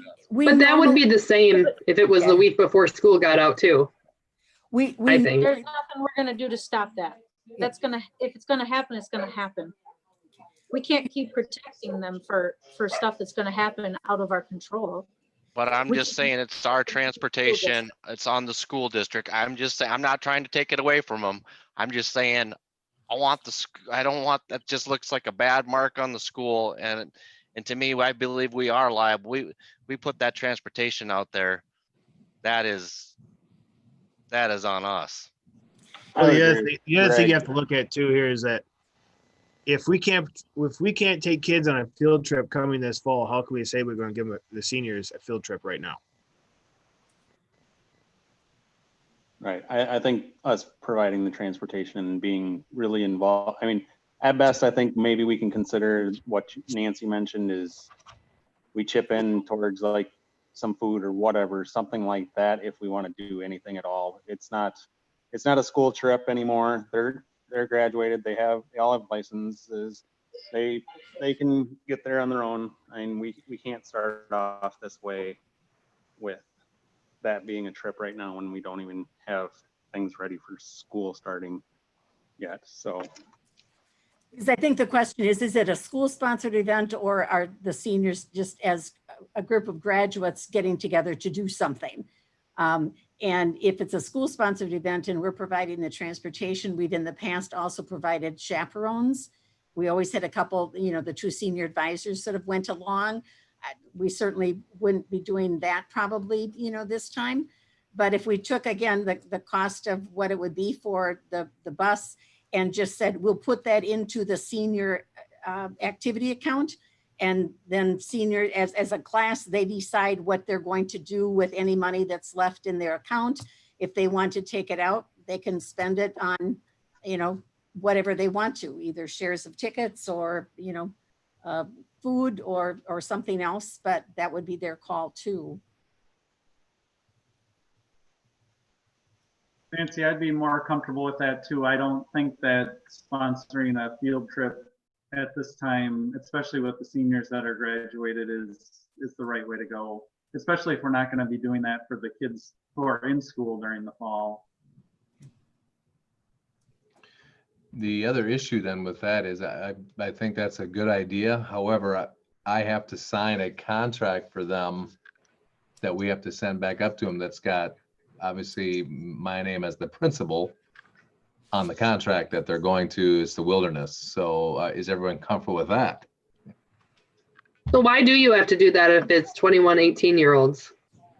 That's I think it's probably because they first set this up when they were back in school, when school was in yet and they didn't graduate. They're probably getting a group discount.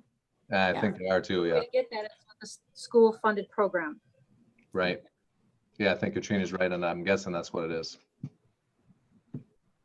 So you could call them and sweet talk them into giving them the discount anyway, Josh, even though you don't sign it.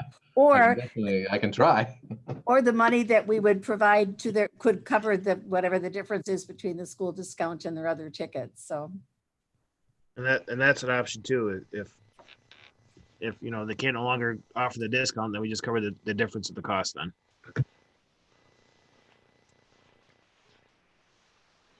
Okay, so what I'm hearing is I'll talk to Shelby then, and I'll say that obviously with transportation, that is not something that is not anyone is doing. Any schools are doing it, and we can't do that yet. And we'll make up the difference of what the transportation would cost, and we'll put that in their activity account. I can help Shelby and ask if we can call and still see, as far as a contract, that they can just run that on their own. If there's an extra cost and they can still go, that we will pay. So like, I think right now it's $35 a student. If it goes to whatever, we'll make up the difference, the district wise, so they can still go on their own. Is that what the Yeah. consensus is? So it just stops being a school sponsored event. Right, and we'll let them know that's no longer a school sponsored event. You guys are all 18, you're on your own now. You'll have to find your own way there, but we'll pay for obviously the, you know, and do we still want to do, like, we'll pay for some food, or that's up to them, because we're just putting it in their account. Whatever they do with it, they do with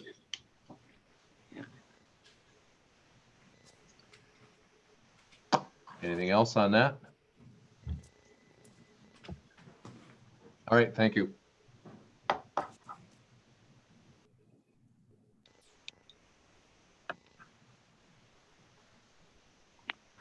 Nancy, I guess before we move on to the budget talk, we just want to see if there's anybody else that had any comments on the opening plan or anything else regarding these issues before we move on.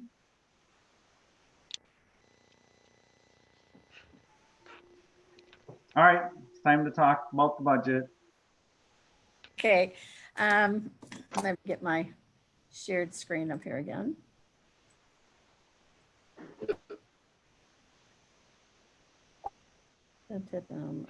I have way too many of those other pieces in there yet.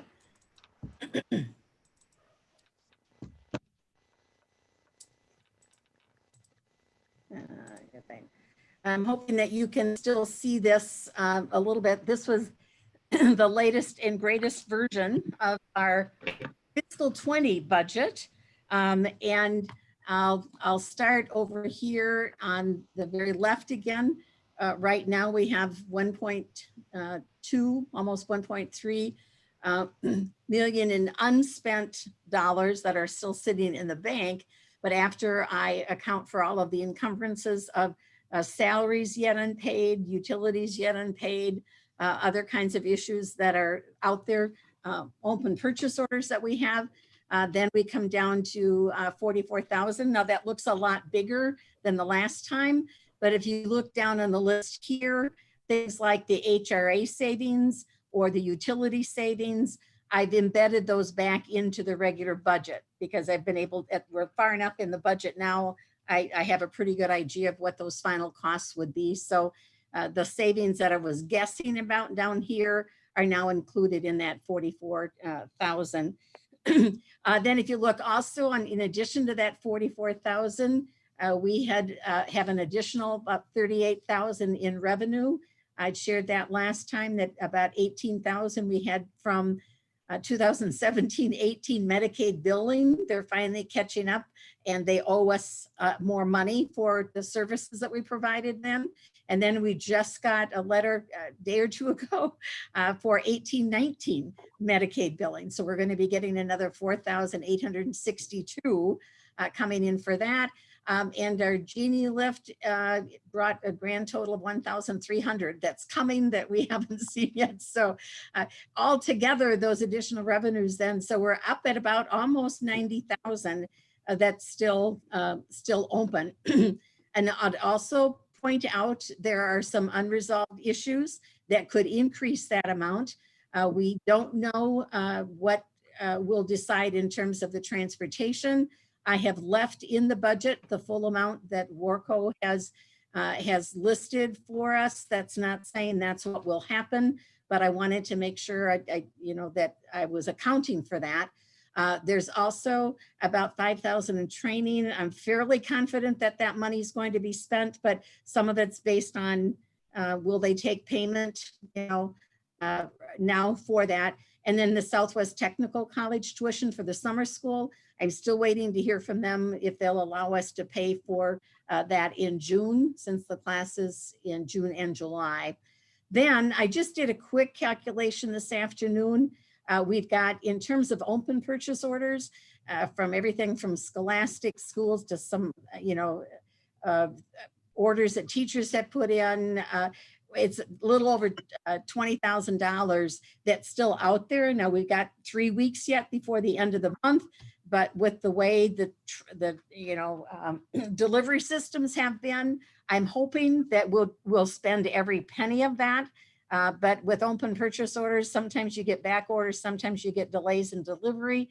And we have a new auditor with us this year, and I'm thinking we just can't count on a lot of flexibility if the product isn't physically in the building by June 30th. So I just put that on there as a reminder to me. We'll be doing some calls and asking for those invoices and tracking shipping and encouraging those all to get here as much as we can. But that's sort of where we're at on the revenue side, the possibilities. Then when we look at what we still haven't decided in terms of costs, there is the eye in the sky that we've talked about that multiple times. And I think the finance team the last time looked at the eye in the sky, that $3,000 investment is something that would be positive for this year in particular, since we're not sure about whether crowds will be able to get into the building or not. And this would allow us to live stream the basketball and volleyball games and so forth. And then I also put on there, just again, because the resources would be available, the regular subscription for all of the huddle costs is about $5,000, and that's shared across volleyball, football, boys and girls basketball. And I know that they haven't had last year, because of the way the school year ended, they weren't able to have as many of the fundraisers as they normally have and so forth. So it's just an option if you wanted to include that as a one-time, option for this year, just to help them out because of that piece. I also don't have an exact number yet for the caulking material. We ended up deciding to purchase that directly. And then there will be, obviously, I sort of pared back to get to this 44,000. I took out most of the pots of money that I was holding in the budget, that there will be things that obviously will come up. I fully expect that someone's going to say tomorrow, email me and say, oh, I forgot. Are there some things? So that will be an unknown, but my guess is that that will, be offset by other kinds of things. So there's not a lot left in terms of unknown numbers there. So when we look at that, then that does, I'm looking at about, 80,000 right now. So if all of that played out, I'd probably be guessing that I'd be looking at maybe a recommendation for say 50,000 into Fund 46 and then some into fund balance. We know where we have some extra summer school costs. I've started to list those down here in the bottom left of what if you do move money into fund balance next year, what would you expend that money for? And the first piece would be the double summer school, because if we are able to have summer school in August, that would be on top of what our regular summer school would be in hopefully June at the end of the school year. So I'll try to add that list. So this is, I think, going to be a higher number than normal. I think the circumstances this year are just that It's been harder to maybe get some things spent here, though you've certainly done a great job on all of the maintenance projects that are there.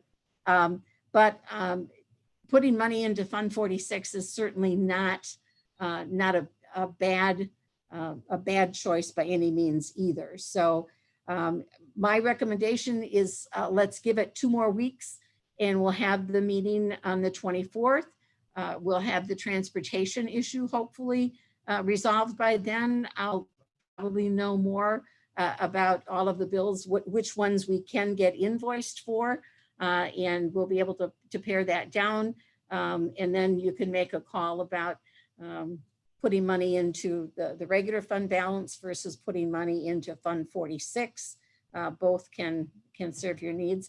And I was going to look up, Mike, when Fund 46 kicked in. You didn't happen to do that, do you? So I think we've got another 2 years at least that if you put it in Fund 46, you can't get to it for a couple more years yet. But you have your other fund balance. And the only problem with putting money into your regular fund balance is that you don't get state aid on that money. But I will, on the next spreadsheet, we'll sort of see what that might not be as big a crucial an issue, as long as you keep it to, hopefully no more than 25, 30,000. That's not going to be a huge bummer in terms of the state aid purposes. So questions on this or thoughts from anybody in terms of where this year's budget is looking? And again, a lot of it's coming from the extra revenue, which is great. I'm glad we're getting them. I wish they would have sent the checks to us in July. That would have been better, but we'll take it. In the Fund 46, we have a decision that we can make in July too on that, correct? Yes, right. So we can make the final decisions on what you definitely want to spend out of this year. And then you have until the end of July. So you can take another look before July 30th. And you might have a better idea then too, if you need to reserve more in fund balance based on what we're hearing from the state by then. So that's a decision that can be delayed too. So, but if you don't spend something by June 30th, then it has to be Fund 46 if you want to get state aid for it.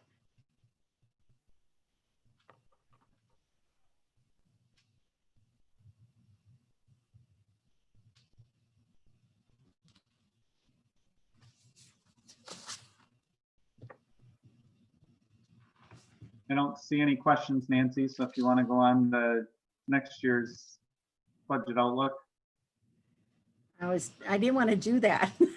This is much more complicated.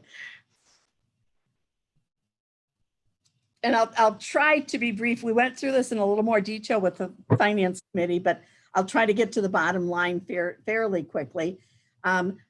Revenue cap, of course, is how much money Highland has to spend on their programs, okay? And so I did one budget back in March that was a pre-COVID scenario, and I nastily said it was probably the easiest budget that I ever put together. That was famous last words. But the revenue cap then was $1,079,000, and that included the current law of an increase of revenue cap per pupil of $179. So I'm using that kind of as my base for figuring for next year. Then the next scenario is, okay, if the state is really in tough fiscal times, they might come back and do a repair bill for the second year of the biennium. We won't get the $179. We'll get a zero increase. That would cost the district about $55,000 in funds that they'd have available to spend on kids and programs. I still think that may be the most likely scenario, but for now, that's scenario B. I also ran one for if things are getting worse and they have to take money back, we could reduce that by $50 or by $100 per pupil. And you can see that doesn't make a huge change if they keep the hold harmless laws in place. But we wouldn't be the only district that wouldn't see a decrease. So they may rescind the whole harmless laws if they're doing a budget repair bill. So then we'd have to be prepared for these larger deficits. So I'm guessing between $55,000 and $85,000 in less revenue for next year. My best, and it's a real guess at this time, but that's the range that I would be looking at. Could it get worse than that? Yes, it really could. If the state is looking, if their projections are true of being short billions of dollars, and there's no federal money that comes in to backfill that loss, then yes, their budget repair bill could be worse. But if it's worse than that, there's not an awful lot that any of us are going to be able to do. We're just going to have to be doing an awful lot of cutting and doing without stuff. And we will not be alone if that's the case. However, do I think that that's going to be the case? I think Wisconsin, because they're going to be able to end this year in the black, even though it's gotten bad, because they had such wonderful first and second and third quarters, and it's an election year next year. I don't think the state legislature is probably going to want to deliver really, really bad news to public schools the month before an election year. And if they don't do it then they're waiting until December, and it's really hard to take money back that they'd already promised. So I don't know that they're going to be real drastic. The next 2-year budget could be different, but I think it's going to be hard for them to do scenario C and D. That's why I'm going back to scenario B, but we have to be prepared for something greater than that. So that's just kind of the projections for what could be happening to next year's budget. But there are also ways that the revenue could be impacted. We know we're getting an additional $40,000 in CARES Act directly from the federal government. So we know we have that in our cupboard already that will help offset some of those losses. We also know that open enrollment could change in or out. And that's the cost for a regular student and a special ed student. So we could go up or down by that amount. And declining enrollment for at least a loss of one number would be about $12,000, or a gain of 3 students would be that cost. And I haven't used enrollment to factor in any changes for next year's budget, because for every gain, we usually get a loss. So it's kind of a wash, and it's impossible to predict. So I'm not using that to come up with any numbers for next year. But the only number that also could impact revenue is the admission to sporting events. We bring in about $16,500. If we host tournaments, it can be up to $20,000. But if we don't, even if we host events, we may have to limit the crowd capacity, or there'll be far fewer people that I think will probably want to maybe come to those games. So I'm putting that entire budget kind of in the basket, as we might not have that $16,000 at all next year. Then there are expense issues. And I've already talked about, if we have that summer school for the elementary kids, we would have some transportation costs, and we'd have salary costs and this includes then the costs related to what we'd be doing in July potentially. And if we do have to spread kids out a lot, or if we have to do some things virtually, so I added the cost for what it would be if we had even one aide position that we would increase our staff by. And that's the cost for that if it would be a single or a family insurance. Plus sanitation expenses, PPE expenses, that could easily be a $10,000 increase for those kinds of things going forward as well. So I came up then with a couple potential scenarios with summer school and without it. And I could see when I include the deficit for the revenue cap, I'm looking at, upwards of $95,000 that we could be short for next year's budget. And then I went back to the original budget that I had and said, what would have to go? What couldn't we spend money on if indeed we ended up being $95,000 short?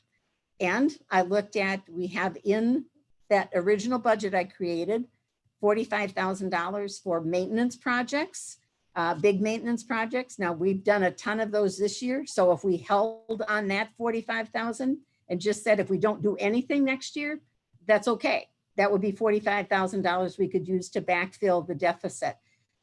We've also spent on technology. We always have $20,000 in there to replace and upgrade. Well, if we had to, we'd just defer that and say, we're not going to do that for a year and put that aside. We also have a charter budget. And if we needed to blend that into our other accounts, we could do that. And the HRA for this year, we're ahead by 30,000. I'm sure we could save 10,000 of that next year.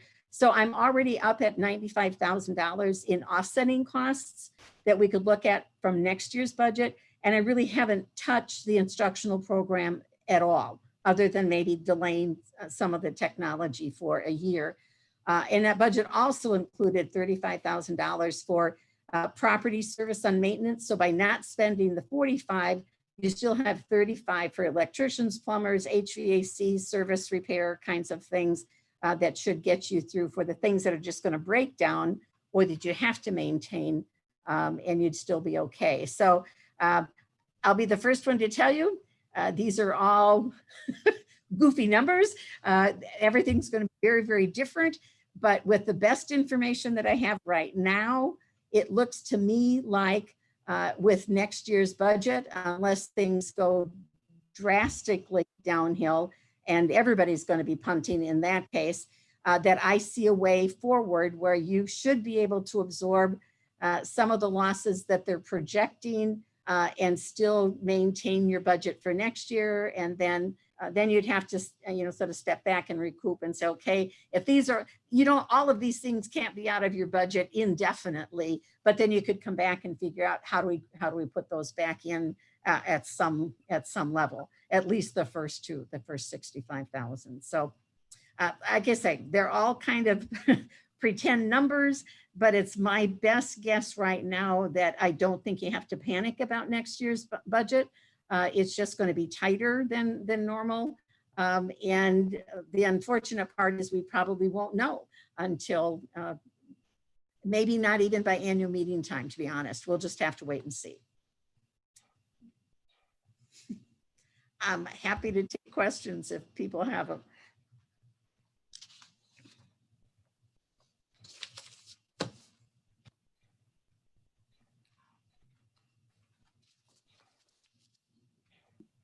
I don't see any questions, Nancy, so you must have. I'm deadening everybody tonight, that's for sure, but do you want me to roll on to What's your flexibility with the HRA? What do you do with that? Bryce, we budget, let me just, I think I can get to that real quick. We budget a projection every year of what we think what we have to have on hand to reimburse of the amount of money that we have available for people. And this is what our third year into that. And so we have every year we budgeted less because we've always been over the mark. Here, let me show you. So we're getting close. Well, it's just so you could reduce that in the Yes, budget, because usually there's money left over from what you put in that bucket for HRA. right. Okay. And so we're budgeting right now 70% of the HRA costs that people could claim, but don't normally. So we have 70% of that in the budget. And with that, that's 62,000. And year to date, we've only spent 31,000. So I do have a little reduction already built into the next year's budget, but I'm comfortable we could pare that back probably another 10,000 and we'd be okay. So, but so you have multiple years of history here that you can take a look at.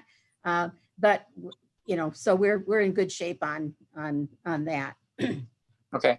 So it's just, even budgeting 70%, we haven't come close to hitting 70% in the, what, 3 or 4 years we've been doing that, so.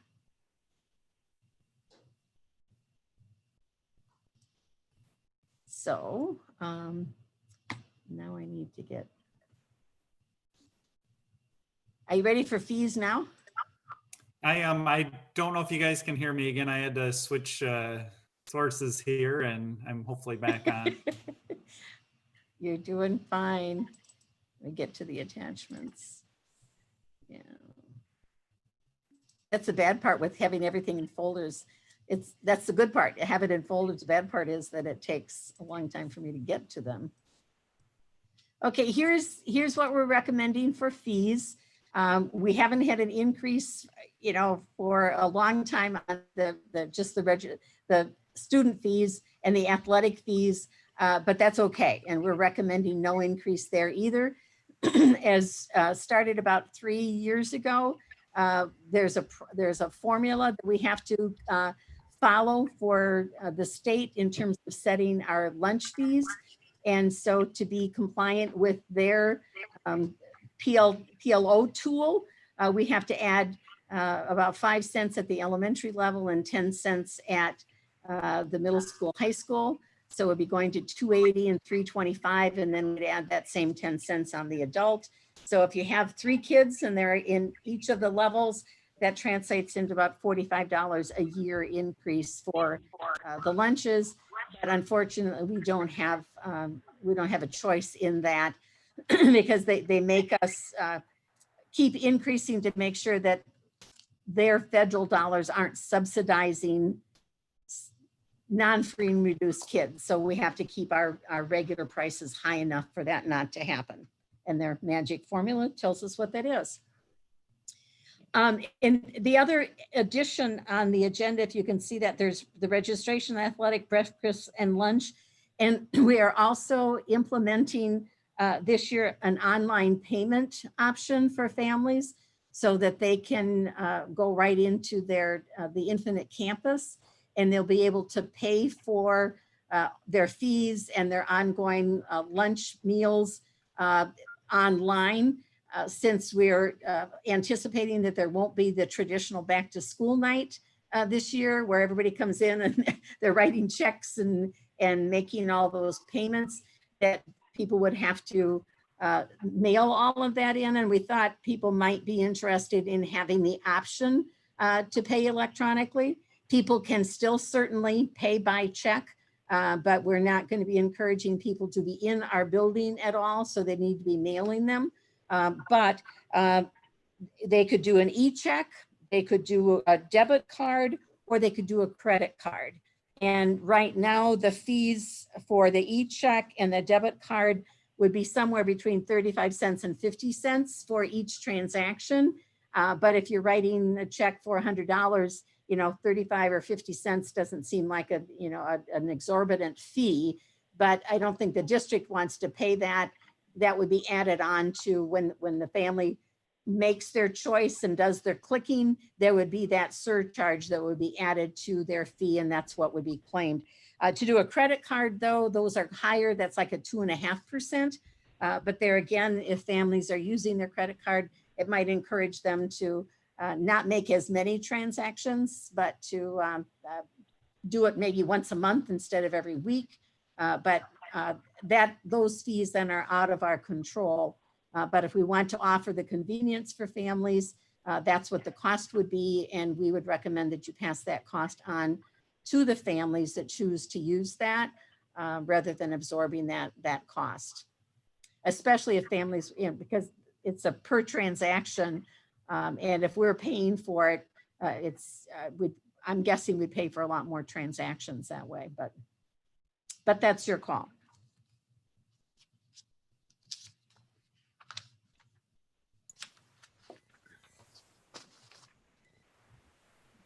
This is Todd. I'll make a recommendation to approve the increase on these fees, as well as passing along the card fees for the online transactions that we're setting up. This is Ken. I'll second that. We have a motion by Mitchick and a second by Esser to approve the 2020-2021 student fees, along with the online payment fees going to the transaction and not paid by the district. Is there any discussion? Hearing none, all those in favor, actually, Andy, could you do a roll call quick? Yes. Benish, yes. Biba, Yes. Greshmeyer, Yes. Drury, Yes. Esser, Yes. Mitchick, Yes. Schimick. Yes. Motion passes. Then Nancy, we're on to the WIA membership. Yep, no change this year from prior years. Again, they have no fees. It's just a requirement, though, that the board adopts that. But this year, it does allow for an authorized administrator for the signature. So if you approve it, I would like to recommend that Josh be able to sign that so we can get that sent in. I'll make a motion to approve. I second Schimick. We have a motion and a second to approve the WIA membership and appoint Josh Terrell as our authorized administrator for signing it. Is there any discussion? Seeing none, all those in favor, just say aye on this one. Aye. Aye. All right, the motion passes. Next item is approving open enrollment applications. This application window was extended this year because, again, of COVID. The top list are our open enrollment requests to come into Highland. You can see their resident school district and they want to come to school with us. So I tried to track down a little bit to give you a sense of what's the likelihood of kids coming. We have 4 students that we're very confident are going to be attending in the 4K program. And the one kindergartner, we're assuming no, because we think the idea of open enrolling for Marshall just wasn't making sense. So we're not quite sure if they even had the right request. It might have been the Highland Elementary School in Marshall, or sometimes that happens where people are just not sure. And we also had several families this year that I think it was their second year, and they didn't realize that they didn't have to request open enrollment. Once they were in, they didn't have to reapply. So we had several students that were reapplying that you don't have to approve because it's a duplicate. They are automatically in. And this other student, we don't know whether that will be a for sure arrival or not, but we have 5 that we're anticipating would be open enrolling, in 4 for sure. Then in terms of going out, we have, I'm trying to think why I had those in. Oh, for the yeses there, the one student already has siblings attending out, and the others are students that have not been, they're not our students that we've seen before. The students that are down here are that are requesting attending virtually are students that have been at Highland. And so I have a question mark there because we will be following up with them once we're sure we know what our process will be. And we're hopeful that once they realize that there would be a virtual option through Highland, that they may, that they may have done the open enrollment because they preferred virtual. I'm not sure.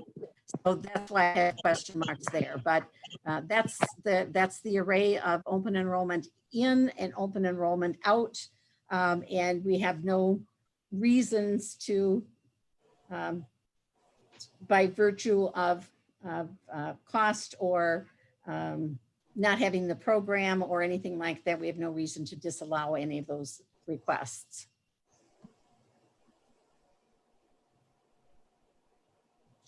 I'll make a motion to approve. I'll second. I make a motion to second.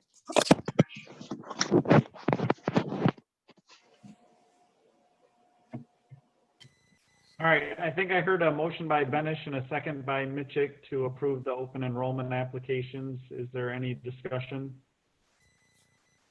Seeing none, all those in favor, Andy, could you do a roll call on those? Benish, yes. Biba, Yes. Dreschmeyer, Yes. Jury, Yes. Esser, Yes. Mitchick, Yes. Schimick. Yes. All right, motion passes. The last item on here is the accept donations. Josh, did you want to mention those again?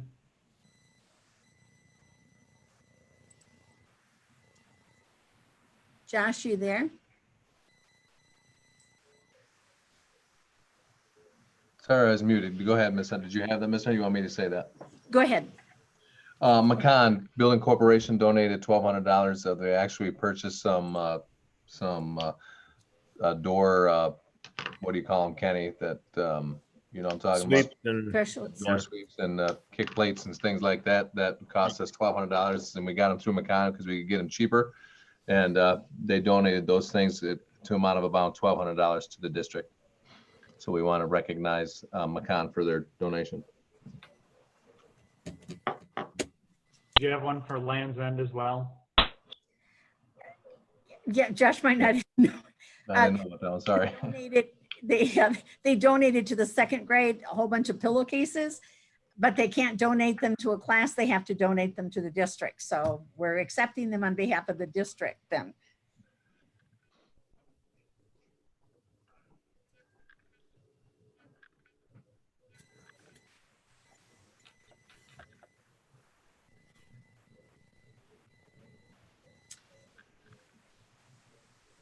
Mike, are you there? I am. Okay. So we have the donations to Land's End, or from Land's End and McCann, so I'd just be looking for a motion to approve or accept those donations. I'll make This a is motion to accept. It's Greg with gratitude. Thank you. I'll second. All right, we have a motion from Biba and a second by Benish to accept the donations from Land's End and McCann with gratitude. Is there any discussion? Seeing none, all those in favor, please say aye. Aye. Aye. Aye. Thank you. Motion passes. Next board meetings, Nancy, unless there's anything else you had, we could set committee meetings. At the June 24th, and since this is a special meeting, if someone could make a motion that we hold a special meeting on the 24th, it's having to send you a special notice of that. So I'd appreciate a motion to hold a special meeting on June 24th. I Make make a a motion to motion. hold. Go ahead, Katrina.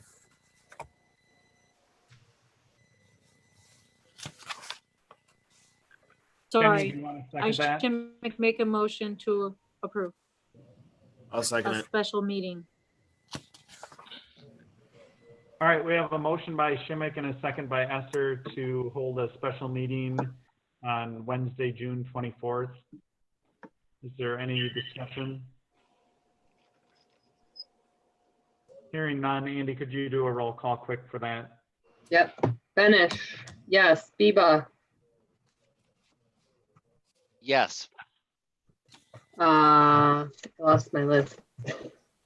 Dreschmeyer, Jury, Yes. Esser, Yes. Mitchick, Yes. Schimick. Yes. Motion passes. And then Nancy, you wanted to try getting a date for a transportation committee meeting? I think folks would be available, the Workos would be available to meet with us, the Huffmans, I'm sorry. Monday, Tuesday, or Wednesday of next week.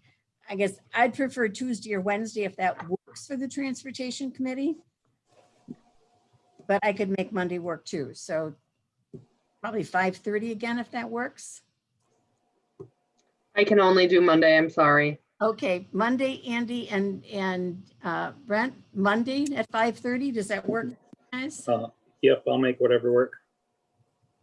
Ken? I can make whatever work as well. Doesn't matter to Okay, me. let's go with Monday, the 15th at 5:30. Well, am I just an alternate for that? You guys could probably do. Am I the alternate? I can't remember. I apologize. Ken, do you remember? I think you're I the don't alternate. remember.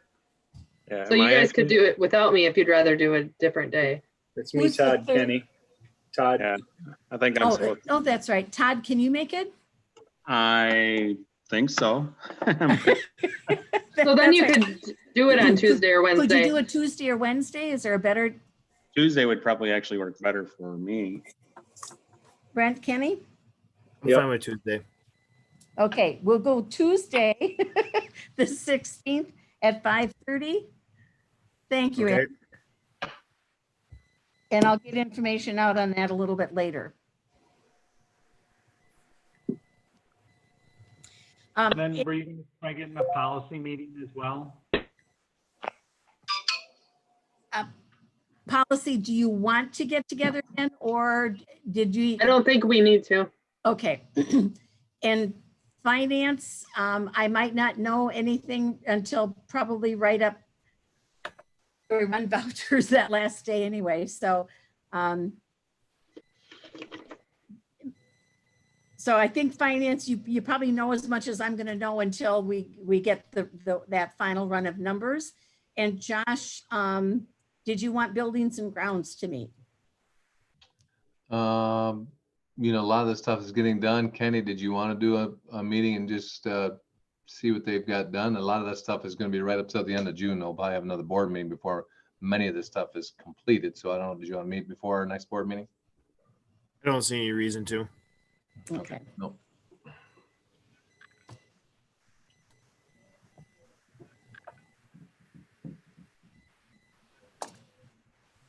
All right, that sounds good. Is there anything else we're missing? Anybody? I just got one thing, Mike, that I wanted to address on behalf of Nancy and myself and all the staff, both professionally and support staff. I've got a ton of emails that wanted me to thank you all and for the appreciation gift for the food for the Red Zone or wherever, the gift certificate for the restaurants in town here.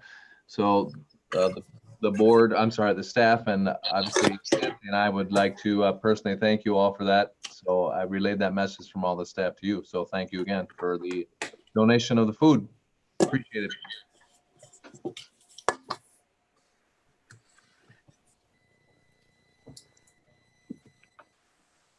All right, sounds good. Thanks, Josh. I'll make a motion to adjourn if that's what you're looking for, Mike. That'll work. Schimick, second. Have a motion by Drury and a second by Schimick to adjourn. All those in favor, please say aye. Bye. Aye. Thank you, everybody. Have a good night. Have a good night, everybody. Thank everybody. you. Good night. Good night.